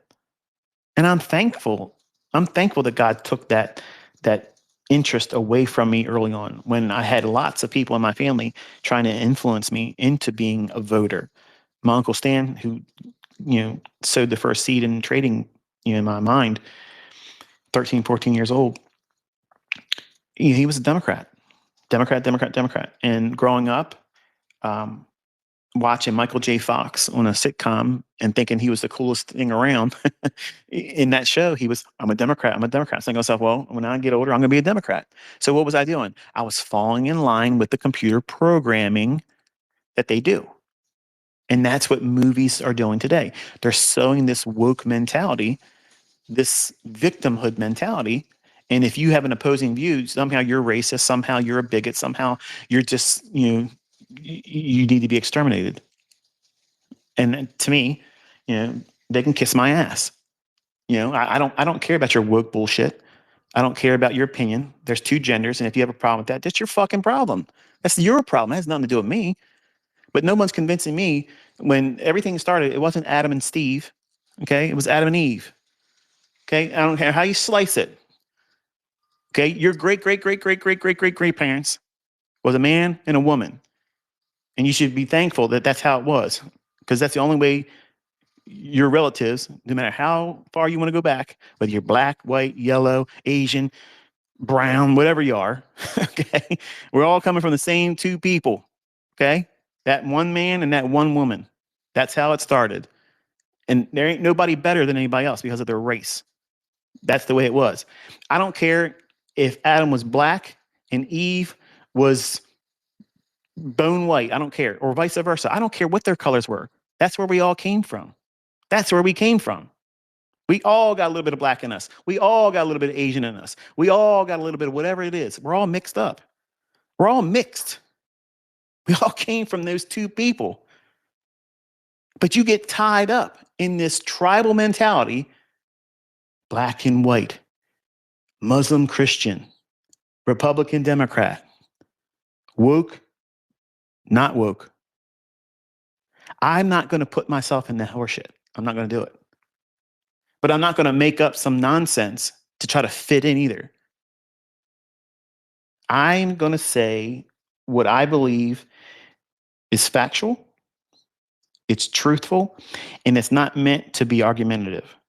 But I'm also going to defend my position and say, I'm not going to think like someone that has mental illness. And I'm not going to champion people that have mental illness. I'm not going to lift them up and say that they're worth following and look their pillars of the community because they have a mental illness. Because that's what is on today. And that's how we got ourselves in this situation. So when you look around, I know I'm getting cussed out right now. I'm unsubscribing this asshole, blah, blah, blah. Whatever, man. Okay. I'm not here for that. I'm being real. We're having conversation. If we were out going about town and you were friends with me and we're sitting here having a drink or whatnot, I don't drink alcohol, but we were having a drink and we just got on a conversation, and I was your friend, you're my friend, I would feel comfortable talking like this way with you, knowing that you see me as your friend. And my friend can have a differing opinion about something, and it doesn't change that friendship. It just means that, hey, they see it differently than I do. But because they're my friend and I love them, I can tolerate their indifference to what I believe in, because it isn't going to change how I live, and I'm not going to change how they live. I'm a practical person. I know what I believe in, and I understand that people are going to have different views. If you want to go and sleep with the same sex and have a lifestyle like that, I know enough that I'm not going to change that. I'm not going to have any influence over that. But I don't like the idea that when I grew up, everybody, we would go to comedy clubs, okay? And when the comedians would talk about gay, lesbian, queer, blacks, white, everybody in the audience was a part of these categories of people: white, black, gay, queer, bisexual, whatever it is. Okay. We were all in the audience. And no matter what that comedian would say, we would all be laughing our asses off. Laughing our asses off. Everybody had a sense of humor. Nobody took it personal. We all understood that, hey, you might sleep with somebody different, okay? And you may choose to live your life a certain kind of way. But you know what? Heterosexualism wasn't shoved down your throat every day. Gays didn't shove it down our throats every day. They weren't trying to go into schools and convince little children that this is a normal thing, no matter what you are, heterosexual or queer, lesbian, gay, whatever. Children shouldn't even be exposed to that at all. Why would you bring someone that young into a conversation about something that's like an adult conversation, sexuality? That's perverse. There's something inherently wrong about that. And in Generation X is what I'm part of. We were the last give a fuck generation. We cared about each other. We could get along with everybody. Okay. Comedians could talk about blacks and the blacks would love it and laugh about it. And they would talk about whites and we would laugh and we'd all love it. Okay. Gays and lesbians would get cracked on all the time and they would be pissing themselves in the comedy clubs right next to us. And we would not walk out of the club afraid that they were going to bust us up outside the head or stab us because we laughed at a joke. Everybody nowadays is so full of shit. They have a problem.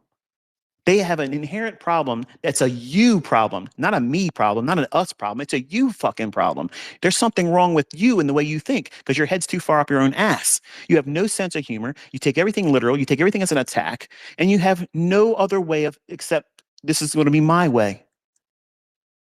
And if you're opposed to that, F you. Something needs to be done to you because you don't look at it my way. And that's what's wrong with today's world, man. Like, the level of entitlement. Like, we didn't expect anything for free. We worked our asses off for everything we got. We worked our asses off. But you today, if you got to wait 5 fucking minutes to get anything given to you, you waited too long. It's 2 weeks fucking late. You should have already given this to me for free. You're an asshole because you made me wait. Man, that would have never flown in my generation. We don't think that way. We didn't think that way, man. It was alien to have that mindset. But that's what you see all around the world today, right now. Everywhere. You owe it to me. The fuck I do. I don't owe you shit. Nobody owes you anything. Nobody owes you anything. But when you elevate these people that think this way, and then you tell them from a position of leadership that you're right to think this way, and get out there in the streets and protest and defend that position, what are you doing? You're weaponizing someone that is literally a loose cannon. They don't see it that way. They see it as, see, our leadership gets us. They understand us. And the people with common sense around them are thinking, what in the hell is going on? The patients are running the asylum now. That's what's going on. Nobody wants to say it, but that's exactly what's going on. And it's meant to destabilize every nation. They're going to bring in individuals. And I'm going to say this, and I think, the students of mine that are Muslims, they already know my stance on that. I'm not going to be a Muslim. You will never convince me to be one. But I can tolerate the fact that you are in that faith. I know I can't, me as a person, I can't change that. If you were asking me, would I love to see you put your faith in Jesus Christ as your Lord and Savior? Absolutely. But like I said, I'm a practical person. I am aware that I have no power and I have no influence to make that happen. That only happens from God, period. But I think that when all the nations around the world are importing Muslims who are by very nature, they're very proud individuals. They're very strong-willed individuals. They're very confident. They think they're right. Everybody else is wrong. And I'm not saying any of this is a bad thing inherently. I mean, if you feel strong about your convictions and about what you believe in, then sure, everyone should feel that way, right? I just don't agree with who they believe is God. I don't believe that anything they talk about in terms of the Quran, God, their idea of God, at the afterlife or how you get there, all that stuff. I'm opposed to all that. But I'm not going to belittle them because I don't agree with them. I identify the the divergence between the two faiths, Christianity and Islam. But I don't want to alienate them as a student because I'm not here as a preacher. I'm here as a man that's sharing something that I feel gifted. And you came here for that. You didn't come here to learn to be a Christian. You didn't come here to learn my political persuasion. But because I had so many people asking me to talk about these things, that's why we're here today talking about them. Okay. So, but when you start importing the strongest willed, um, aggressive ideology that is Islam, when you start importing them in all these nations, UK, Ireland, United States, what do you think the outcome is going to be? Are you surprised that you're seeing all these things happen? Because Islam is not taught to its believers to go in and assimilate anywhere. It's taught to take over. It's taught to spread their form of religion, and everybody should submit to it. And if not, you're a problem. You either convert or you got to go. But they're the guests here. Okay. The guest doesn't get to come to the house and set the rules.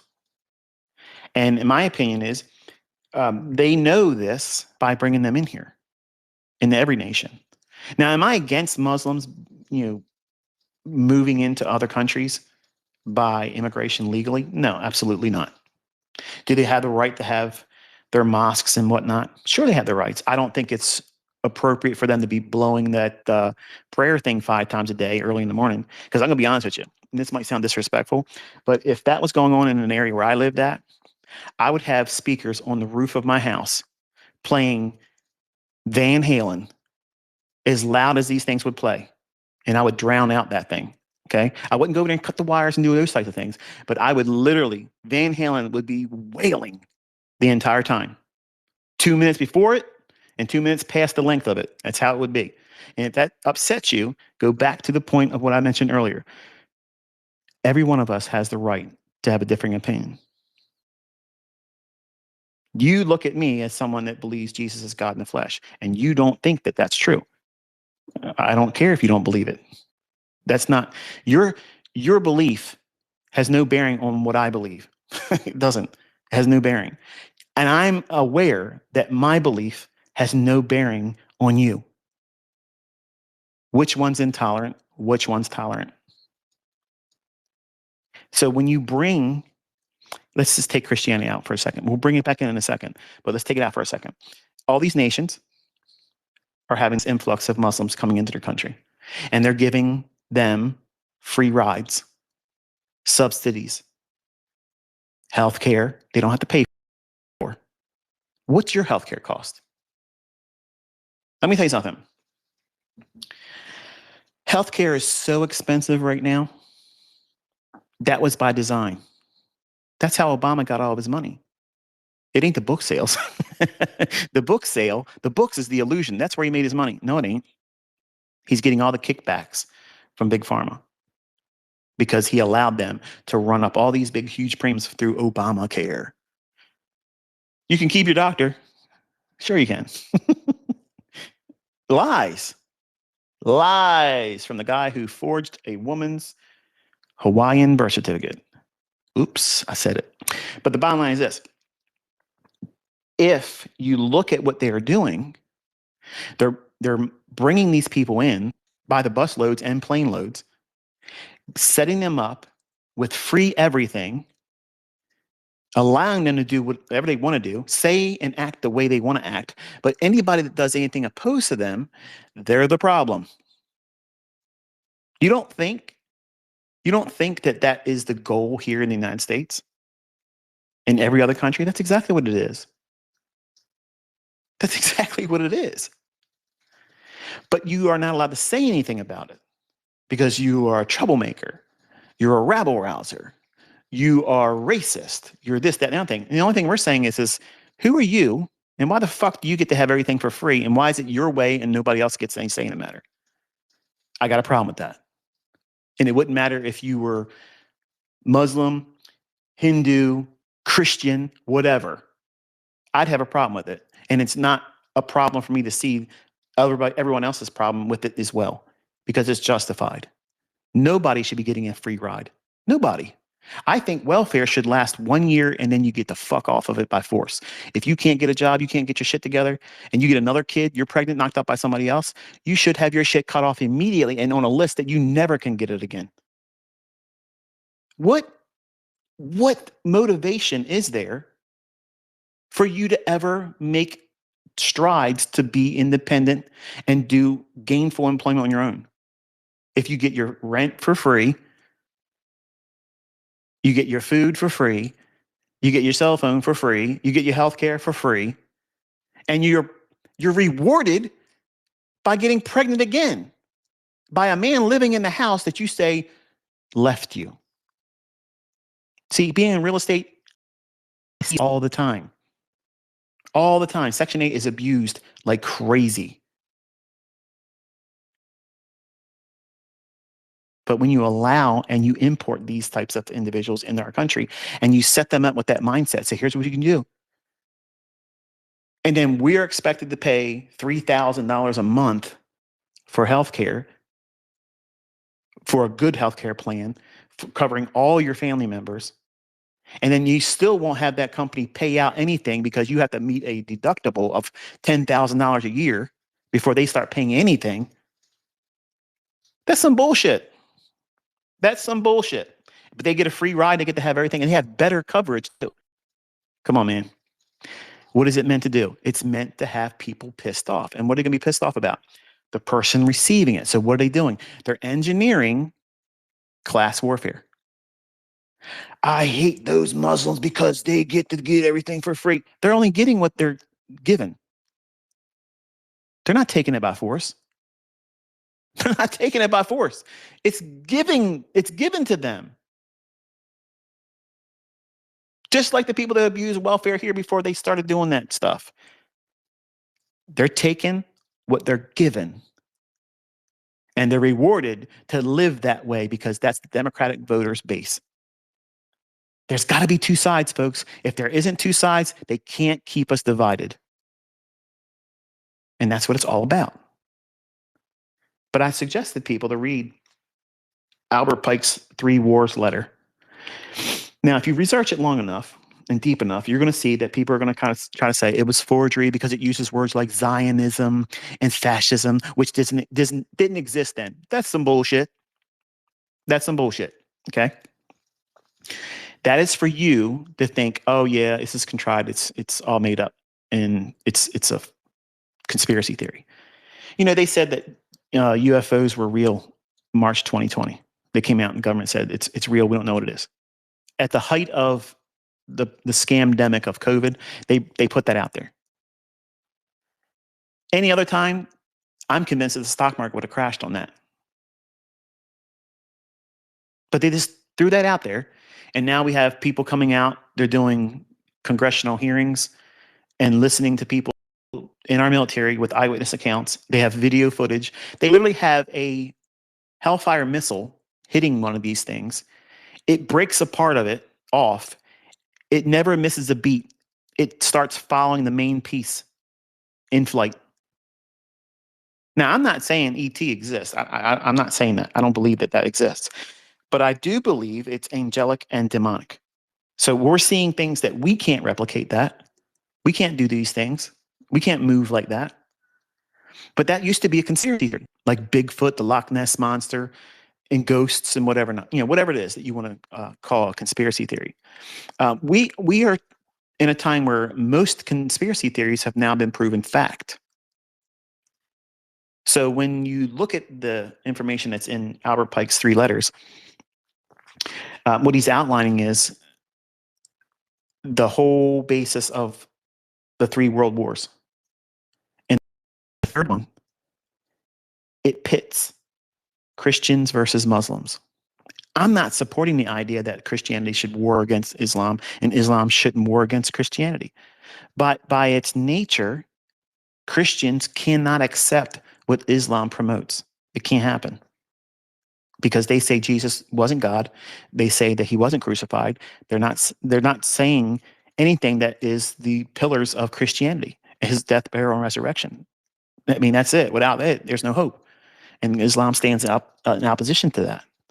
And it came 500 plus years after the fact. So I'm not listening to some Johnny come lately gospel. I'm not going to hear that. It doesn't make any sense to me. It's too far late. And honestly, it's something that is 100% diametrically opposed to the message and gospel of Jesus Christ. So period. And the story.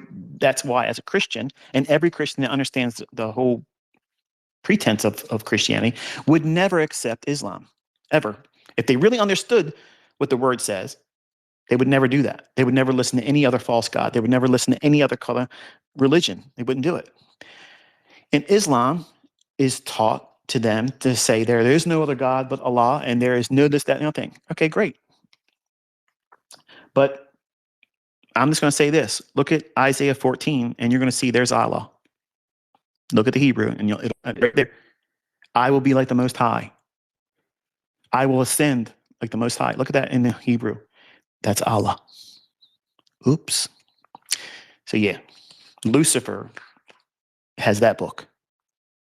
That's it. And I can't subscribe to that. I can't do it. So I don't worship the created. I worship the creator. And when you have the last letter that Albert Pike wrote outlining what the third world war is going to be, the main players are Muslims versus Christians. Now watch this. When you study the book of Revelation and then you study the end times eschatology of Islam and Christianity, they dovetail perfectly. Not because Islam's correct. It's because it's juxtaposition and diametrically opposed. The roles of the players in the book of Revelation are the same perspective that Islam holds, but who they see as their Al-Mahdi is the Antichrist through the lens of Christianity. Now, it's too much to go on. There's too much to go on in terms of breaking that down. But I can do this if you want to see it. And it'll be very clear, very, very, very clear why Albert Pike and the Masons have this view of bringing that together, because they're the two fastest growing monotheistic religions. Judaism is what it is. Nobody's looking around the world and saying, you know what I want to start doing? I want to be a Jewish believer and start believing Judaism. Nobody's doing that right now. Okay, nobody's doing that. Not in the last 20 years. They're not doing it either. But what two religions are doing it? Some people are converting from Islam to Christianity. Some Christians that don't know their scriptures are converting to Islam. Vice versa. Okay, but those are two fastest growing religions globally. That's not by mistake. It's not by accident. Okay. The book of Revelation talks about things that if you study the original language, you'll see symbols in Old Testament prophecies relating to the end times. And they are all pointing to anything apart from Islam. It doesn't fit, but it fits perfectly with Islam.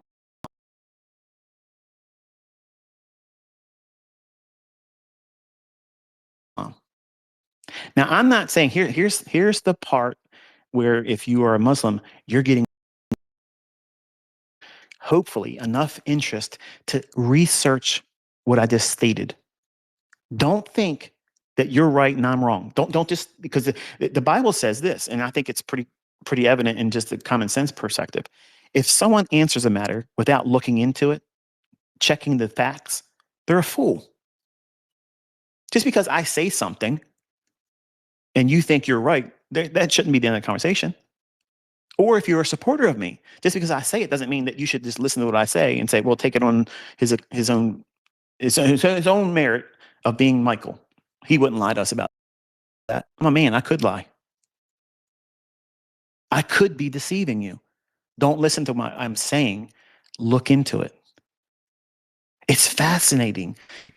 If you're a Muslim, it's going to be fascinating for you to look at the end time parallels, but where they break apart, they still fit together in a way where each side thinks they're right, but only one of them is going to be right. Only one of them is going to be right. But what is Islam's goal? Global domination. They want Islam everywhere. As Christians, we preach and share the gospel, but we also know that we have been given free will, and we're not going to win everybody. Islam, their mentality is they're going to be everywhere. They want total domination. And that's what that fourth and dreadful beast in Daniel that shows up again in Revelation, that's what it's describing. It's Islam. Islam is in the Bible, but it ain't recognized for the things that Islam wants it recognized for. And a lot of Christians don't even see it. A lot of pastors don't even see it because it's not politically correct to talk this way. Because Muslims, admittedly, I understand, if I was coming at them in a very disrespectful, meant to be demeaning, meant to be villainous, then obviously I can see how, they could be offended. I'm trying to inspire you to prove me wrong. Just same way I did with trading.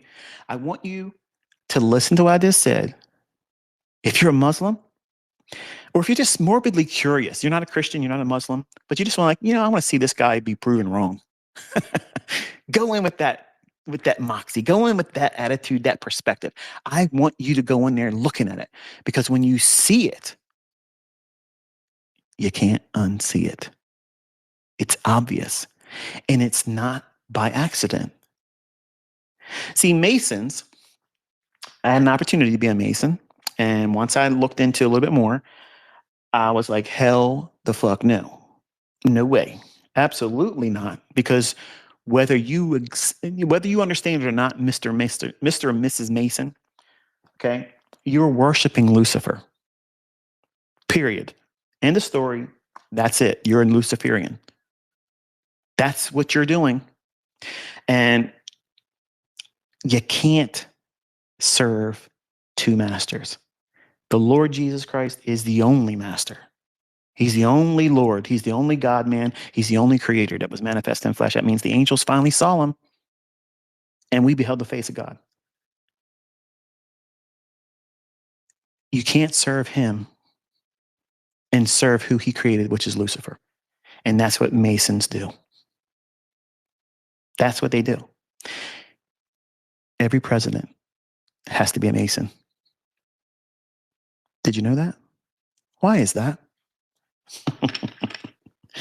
Albert Pike was a 33-degree Mason. And that Third World War, you can see all the chess pieces come together. Where are they importing Muslims in every country? What's happening when they get there? They're trying to take over. They're causing a ruckus because they believe they're supposed to be doing it. That's what their religion tells them to do. So you can't really fault them because they're brainwashed at an early age. This is what they're supposed to believe. So I'm not trying to say, these are terrible people. I think they're just misguided. But they're being used as pawns, just like the Christians today are going to be used as the other side. It's going to be an extreme version of Republican versus Democrat, but on the global stage, because Republican and Democrat is just isolated to and limited to just the United States. So there's no real there's no Democrat and Republican in the UK and in Ireland and other countries. Okay. But they're migrating these chess pieces into every country. So that way we as a citizenry, whether we're Christian or not, we start looking at them and we start building animosity. We're getting all this stuff for free. You're taking advantage of us. You're beating us down. Let me tell you something.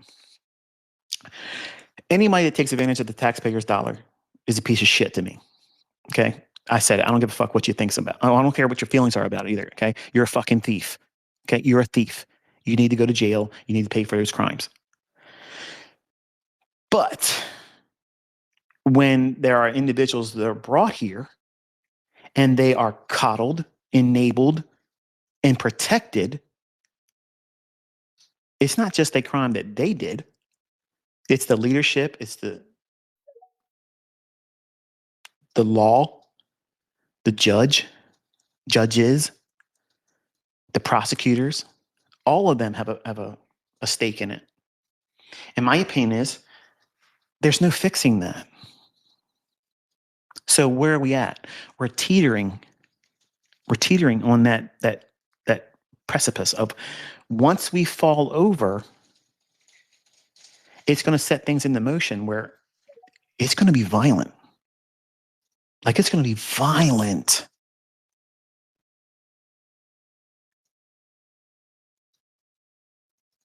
Look at Minnesota right now. Look at when George Floyd whole thing happened. Okay.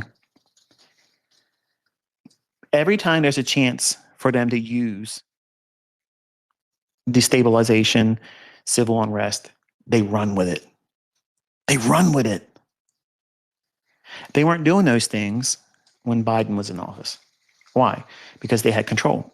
They were in a seat causing the things in motion, putting in things in motion like that, so that with the conservative side would hate them, build up more animosity. And then when their side was feeling strong and making fun of the MAGA group, they lose.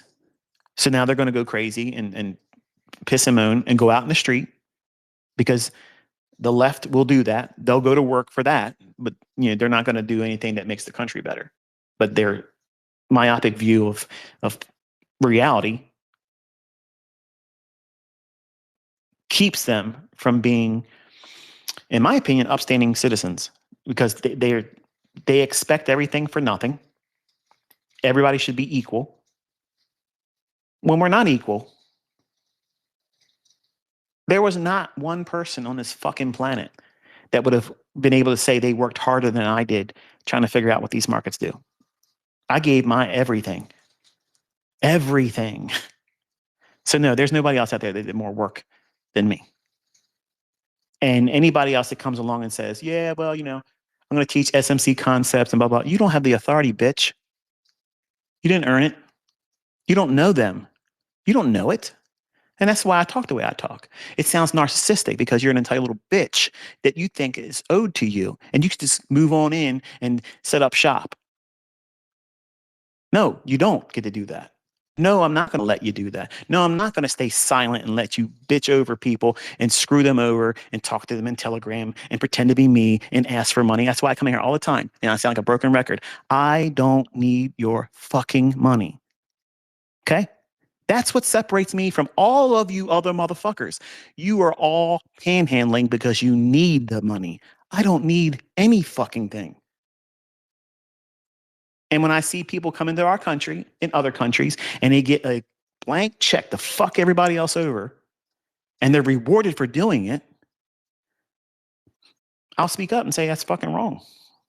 And I don't care if you like me or don't like me because of that. I don't give a fuck. Because I'm from Generation X, and that's how we roll. We don't give a fuck about your feelings. Facts over feelings is what it is. And that's where we departed. The generation after mine came in, coddled, tickled with a feather on its ass, promised things that they didn't deserve, didn't earn, didn't work for, built this level of entitlement. And they created this perfect storm where my generation, who's still here, we're watching all this stuff. We don't go out there in the fucking street and act like a fool. We don't do that shit, because we have common sense to know that doesn't do anything. We don't burn our own fucking neighborhoods down. We don't burn our own fucking businesses down. We don't victimize our neighbors. We don't do that shit. Retarded fucking ass clowns do those types of things. People that are uncivilized with no fucking common sense or IQ do those types of things. Or They're paid to do those things. Either way, that same coin is the same coin. One side or the other, it's still the same coin. It's ass backwards mentality. It's not positive. It doesn't build anything up. Its only purpose is to destabilize and play the counterparty of heel. Just like in wrestling, there's the bad guy, the heel, and there's the face, the good guy. That's the plot. That's the meta narrative between the opposition, the plot, the war narrative. And if that narrative is always implemented, you never see the story writer, because that's who's pulling all the strings behind the scenes. And that's who's profiting. That's who's hurting us. That's who's hurting us. When we're constantly bickering and fighting with this one and that one, you're wrong. No, you're wrong. I'm going to kill you for it. What? What? How did we jump from, I don't agree with you, you don't agree with me, you don't exist because you don't deserve to breathe anymore? And you don't think that's mental fucking illness? Like, that's lunacy. I don't agree with Muslim doctrine. I don't agree with Hindus. I don't agree with atheistic views, okay? I don't agree with Judaism. There's a lot of things about it that's wrong. But I don't look at them and say, you don't exist. You don't get to exist. You don't deserve to live because you don't believe that what I believe. That's monstrous to think that way. I can accept the fact that God in his infinite wisdom gave all of us free will. You don't have to believe in him. You don't have to. You don't have to keep his commandments. You don't have to believe what he said. This is the only way. You don't have to believe any of that stuff. You don't have to. You don't have to. But when you stand in front of him, you have to accept the punishment for not having done so. That's the only have to that's in there. I'm not the judge, jury, and execution of people that want to disobey it. I'm just obligated to share it. Once I share it, it's on you. If God chooses to, not draw you any closer to him and give you any more faith because he's the author and finisher of your faith, that's his decision.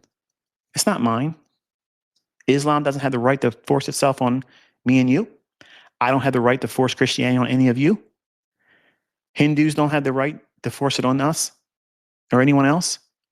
Atheists have no right to be able to say there's no God and government, when our government was founded on the principles of the Bible. So no, you don't have a say-so in that matter. But it's funny how these Luciferians that are running every country right now, they want to remove all semblance of our founding fathers and how we formed this nation, which is on biblical principles. They don't let the Ten Commandments be posted in their government buildings. Up in Minnesota, you can walk in there and see that the Satanists have a plaque up there basically saying, thank you, Tim Walz, for allowing, Satanism to be, promoted in there, blah, blah, blah. And that's allowed there. You don't think there's a problem with that? It's say you're a Muslim. Do you have a problem with that? You should. You should. But how about the atheists? You have a problem with that? Because that's who they believe is God. They believe that Satan is the God. You have a problem with that as an atheist?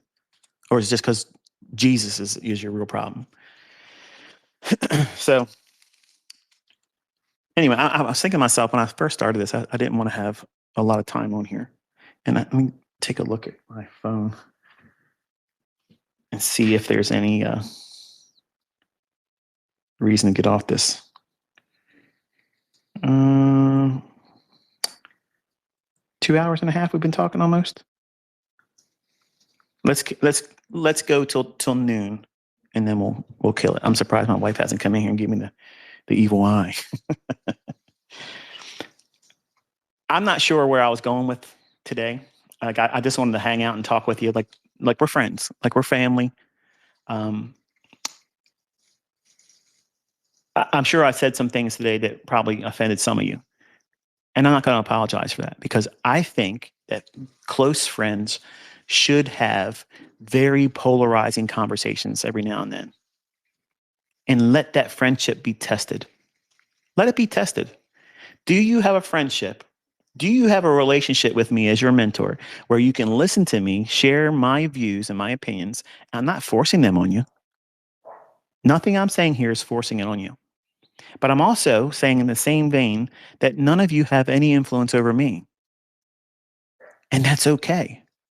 I still accept you as my student, and you should accept me as someone that gives their time to you, whether you choose to accept the gift of the insights I share or see any value in it. It's up to you to decide that.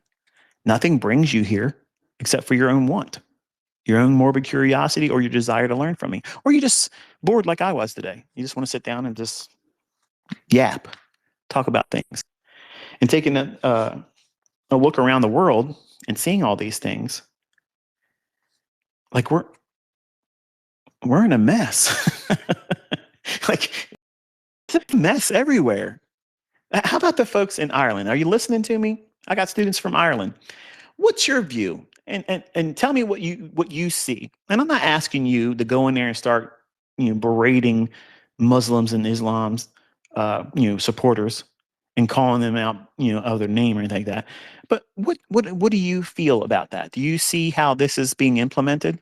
And they're being used as weapons. They don't even see it as such. They're just thankful that they can be accommodated the way they are, but they don't even realize they're being used as pawns. And Christian churches are being used as pawns too. They're setting this whole thing up for that third war that's going to be the two players.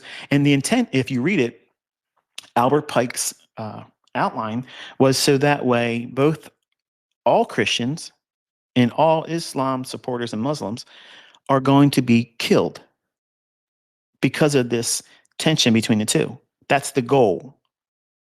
And then because they're the two largest, fastest growing monotheistic religions, then after that, once that's done away with, and every other form of religion, meaning all the lesser, Judaism, all the Hindus, everything will be attacked too. But they're going to war the two largest monotheistic religions. They're going to place them at odds with one another. But it's odd that that's what the Bible teaches how the end times are going to be. Look at Abraham's first son. I'm not talking about Isaac. God said that's his first and only son. But he had another son.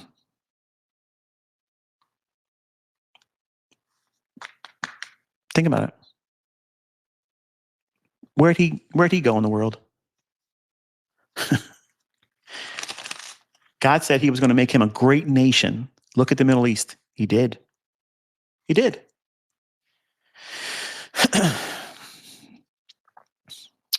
So that's the meta narrative from the beginning. They know that they were a son of Abraham and the first of Abraham. So their mindset about themselves is, in my opinion, justified. But God is God. And he said, Isaac is your son, your only son, meaning it was through the wedlock of Sarah and Abraham.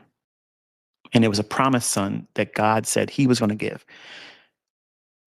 Sarah told Abraham, go into his wife's servant and get her pregnant, like a surrogate. So she was trying to do it her way. She didn't want to wait on God. So that's religion. Okay, that's what religion does. I'm going to do it my way. I'm not going to trust God. God said he's going to do it, but I ain't got time to wait for God. I'm going to do it on my timing. Abraham, go do what you got to do. Give me a son. And then when God did what he said he was going to do, told Abraham, send Hagar and Ishmael away. Send him away. I don't want nothing to do with him. What did they do wrong? Nothing. They didn't do anything wrong. And that's why God blessed Ishmael. He made him a great nation. And that's all of the Arab nations in the Middle East. And you had this contention. That's why they have a problem with Isaac and Jacob.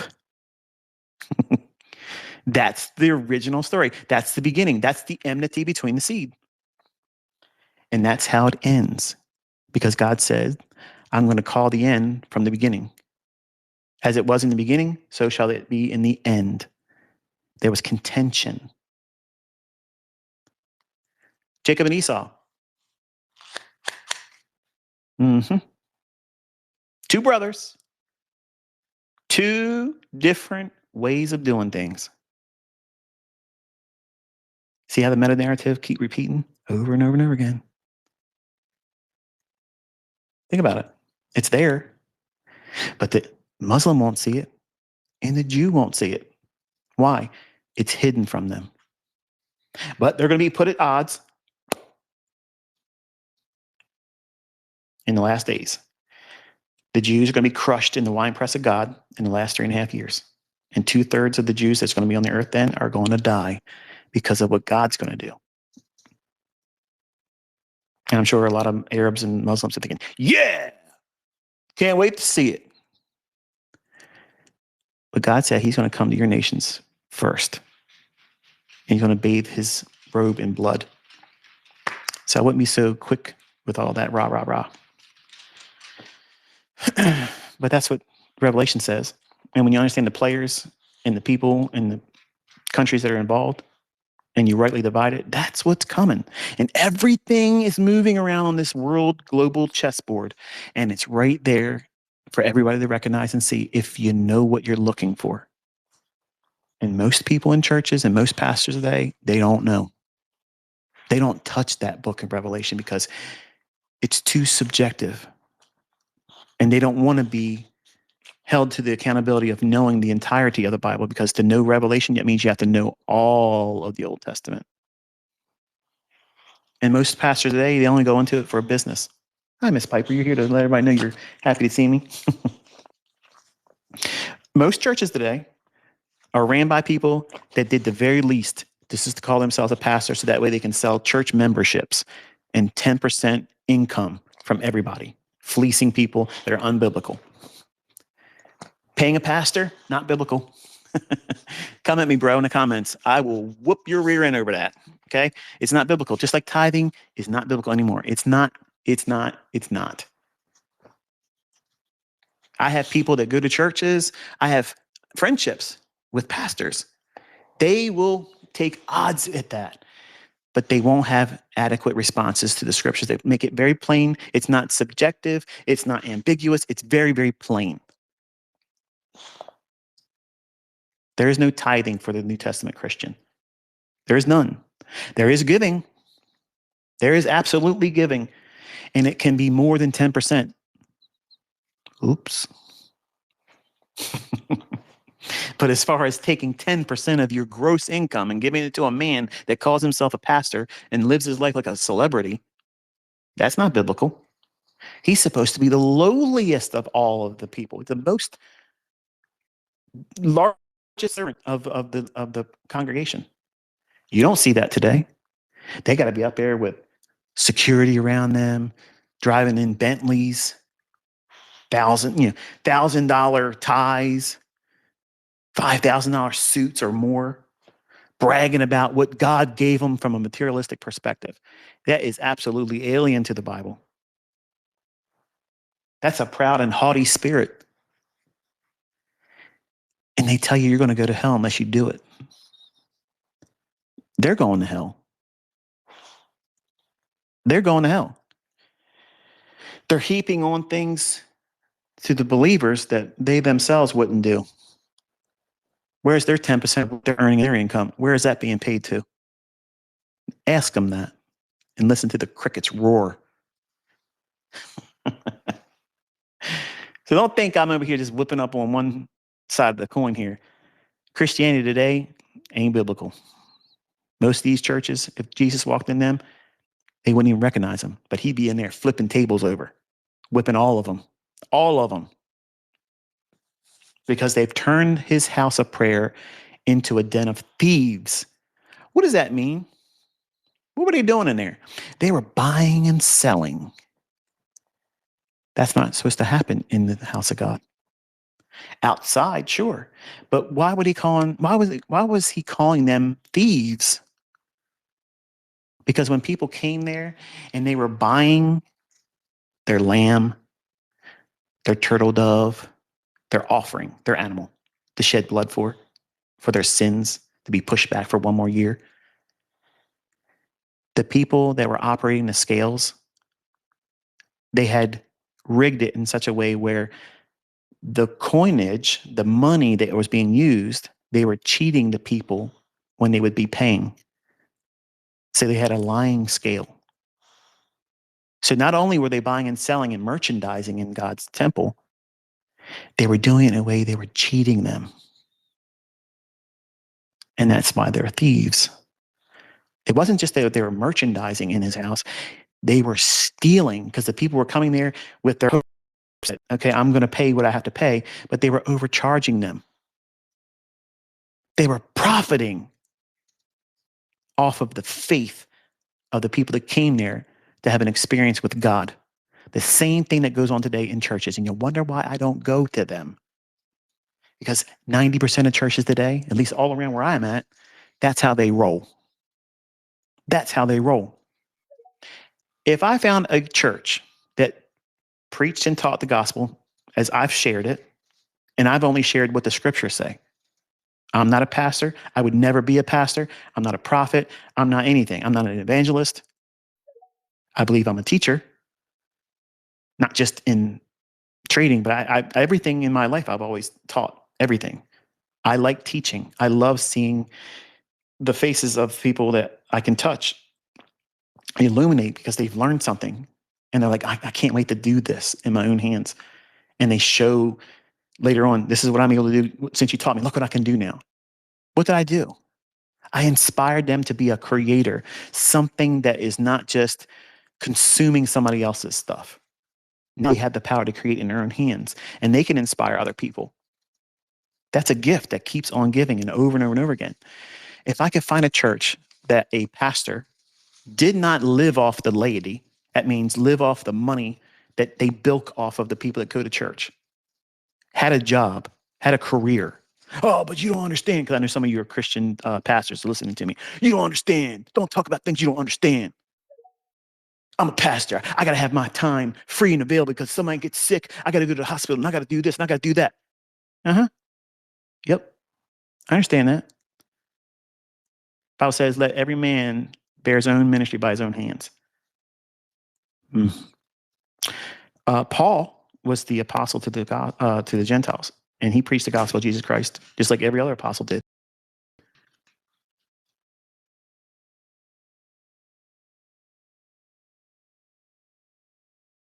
And he made his money by making tents. See, you don't need to. I appreciate what you're doing, but it's not out of necessity. Find that being taught in the church today. You won't see a pastor touch that, man. Because that unravels. Because they know the common folk don't read and study the Bible. They don't do that. And the emails I'm getting from people that have gone to churches and been Christians for a long time, they're saying, I have never seen the Bible taught this way. And I've been a Christian for X amount of years, blah, blah, blah, blah. I know. But I don't want to spend my time beating up on everybody because it's not edifying. But when you see it and you recognize it for what it is, it's refreshing, isn't it? It's like a breath of fresh air. It's like, wow, I really want to be in the Word now. Contrast that with you showed up on Sunday, or maybe you're Christian and Easter Christians, 2 times a year Christians. You show up in your best duds. You dress up in all your good clothes, your church clothes. Make you feel like you're rich. You don't want to be embarrassed by going in there in church and not looking like you can afford the finer things in the world. You show up and you hear the message. All right, sing a couple songs, stand up. All right, it's that time now. We got to give unto the Lord. Give cheerfully and generously. 10% and 5% minimum offering. Shall a man rob God? You don't want to rob God, do you? Well, how are we robbing God? Well, Malachi says, God said, you robbed me in tithes and offerings. Well, what does that mean? Well, that means give 10% of your gross income. That means before taxes, because it ain't right that the government gets their cut first and then God gets the leftover. So you got to give it off the gross, because then they tax you. It's taxing on the gross. So what are you going to do? You're going to give me 10% of your gross income, and you're going to give me 5% of a love offering, because that means you really cheerfully giving, because God loves a cheerful giver. And if you don't, you're robbing God. So what's that make you? It makes you a thief. And where's a thief go when he dies? He goes to hell. And that is twisting scripture, because Malachi is talking about how the priests were not allowing the food welfare system, which is what tithing was. It was not money. There was no food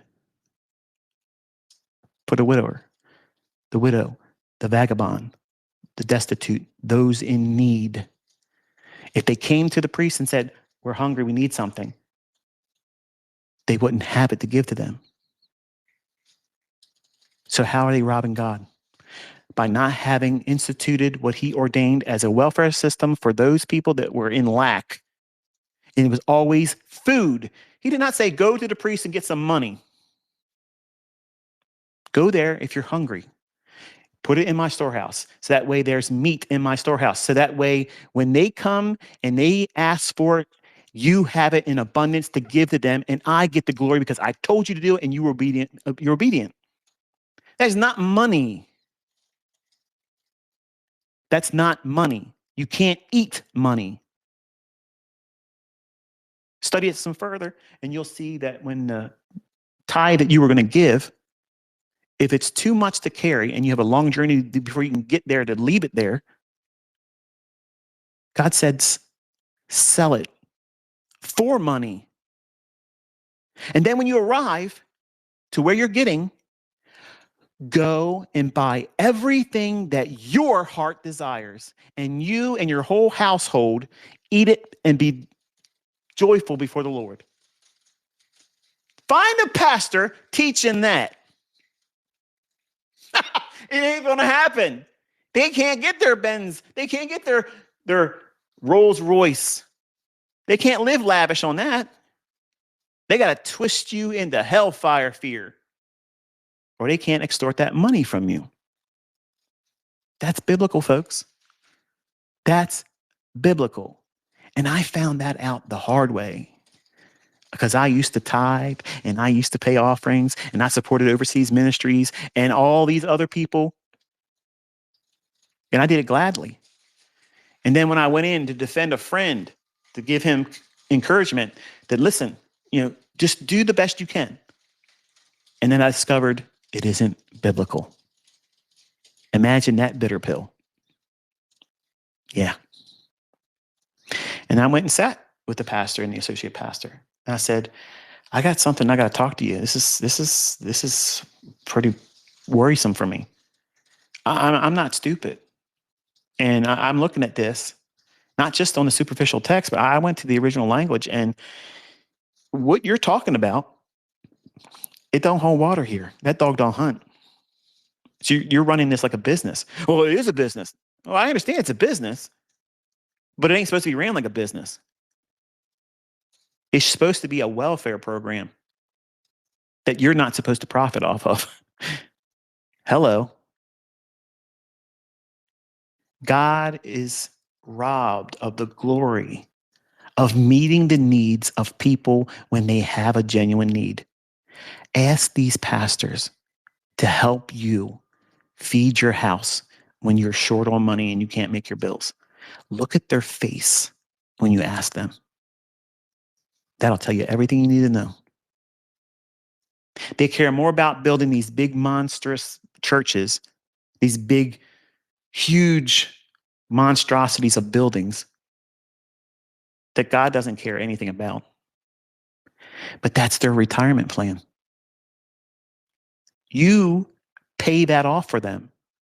And when they want to retire, they sell the church building and they have all the proceeds to live off of. And the whole time, they didn't have to pay taxes. I believe that every church should be taxed. It's a business. I have businesses and I have to pay taxes.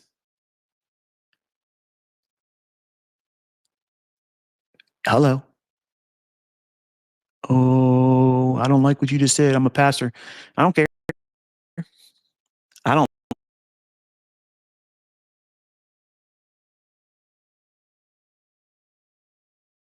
like what you do. It ain't biblical. You better get right because you're the one robbing God. What are you doing with that money? Well, you don't understand. I pay for this and I pay for that. No, no, no, no, no, no, no. What are you doing with that money? You're buying stuff. And that stuff is the same thing that God told that rich young ruler to get rid of and sell it and give it to the poor. And what that young rich ruler do? He walked away sad. And Jesus said to everybody else watching, see that? It's real, real hard for a rich person to get into heaven because of that mindset right there. Because they care about theirs, and theirs is yours in their eyes. Now, I'm not saying, I know some of you are like, well, Michael's telling me I should stop going to church. I didn't say that. I did not say that. I'm just saying, consider who you're giving to, and under what pretense are you giving it? When I gave it cheerfully. But I can't give cheerfully when I realize it's not biblical. Did I stop giving? No. I just changed where I was giving. I find people that I can see in front of me, there's lack. They're not asking me because they don't look at me and see, oh, wow, he's got millions of dollars. Let me go take advantage of him and ask him. Let me trick him. Let me put a homeless sign in front of me and he'll give me all the money. No. I can see they have a need. I can see it. And without being prompted or asked, I help them. Go through a grocery store.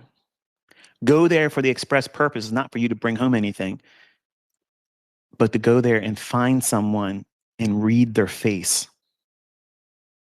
Look around. They have the smallest cart. They don't have the big cart. They have the smallest cart.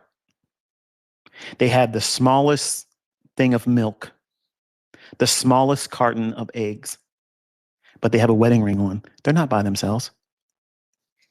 They have one thing of ground beef, 2 cans of vegetables, maybe a loaf of bread, and the smallest condiment of mayonnaise, ketchup, or whatever.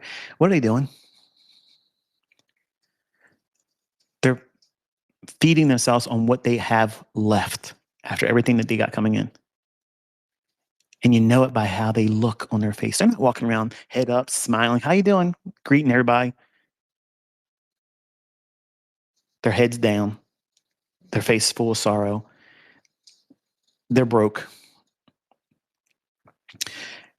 And then what I do is I walk up behind them when they're in the checkout line. And I motion to the person working the cashier. And I tell them, pointing to myself, I'm paying. They bring it all up. And I step right in front of them rudely. And I put my credit card in there. Put in my Super Saver phone number. That way I get the discounts. And then they look at me like I'm crazy. Some of them cuss at me and say, what the hell you think you're doing? And I say, it's paid for. Have a good day. And I go walk back into the grocery store and I find somebody else to do it to. And sometimes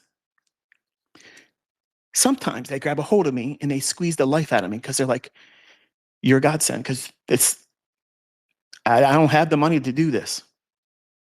And you just did something that I know I got something from God.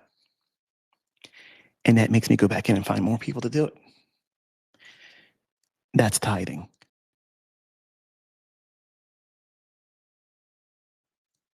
That's giving cheerfully. That's what God honors. God loves that. And I'm telling you, not because I want glory and fame and accolades for it. I'm telling you to inspire you to do that.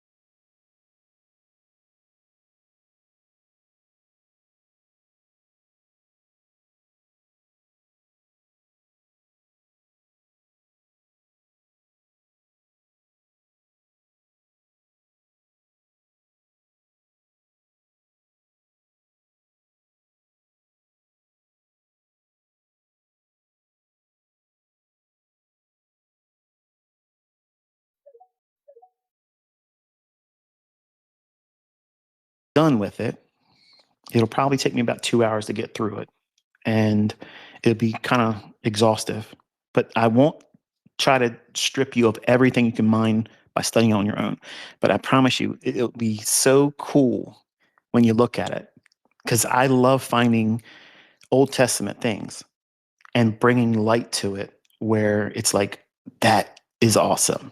Like, that's neat. That's like, I wouldn't have saw that if I hadn't looked at it from that perspective. And when you see it like this, as I'm going to teach, it's just one of those things that makes you think, wow, I want to study more. And that's what's the inspiration for me doing that channel.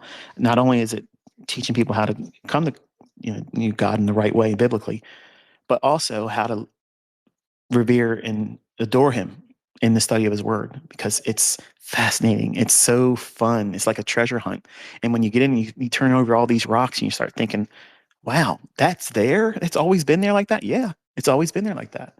And it's fun. And it's easy to be delighted by his word. It's just so fascinating. It's a rabbit hole that just keeps going deeper and deeper and deeper. And as you would expect, as the author, he can do those types of things. In a stale old book that people say this doesn't make any sense, it was written by a man, it keeps delivering deeper and deeper, layer upon layer. You can look at the same passages and go into them and see new depth, more insight, more manna, bread from heaven. So hopefully I've been, in a certain kind of way, entertained you, got you invested emotionally and psychologically to prove me wrong, inspire you to have a little bit of faith in humanity and not fall into the victim and trap that they're trying to have us fall into. Love your neighbor. It's everyone that's not you. They're going to do things backwards sometimes. They're going to look at things differently. But that doesn't mean war against them. It doesn't mean harm them. It doesn't mean threaten them. It doesn't mean go out in the street and break up their stuff or harm them. That's uncivilized. And I think that, unfortunately, we're going to see a whole lot more of that intensify. And when we get into spring and summer months, it's probably going to be off the charts. So I had some trips that may end up getting canceled if things start getting stupid. But I had time to talk with you today. I got to overstep my welcome because my wife is giving me that sign. I'm getting off now, hon. Okay, just give me a chance. I can't say goodbye. That's what I'm saying to him right now. So I'm going to escape. I will wish you all a pleasant week. And when it comes to market commentary, whatnot, the second week of February, as I said, February 10th, that evening, I will resume with market reviews and commentary, and I'll start talking about it on a daily as it happens. So until then, I don't know when I'm going to talk to you again, but the next bit of business will probably be that Bible study on Berean study. And if I can get it done this week, I hope we'll have it up by Friday evening, this coming Friday. Until I talk to you next time, be safe and enjoy the weekend.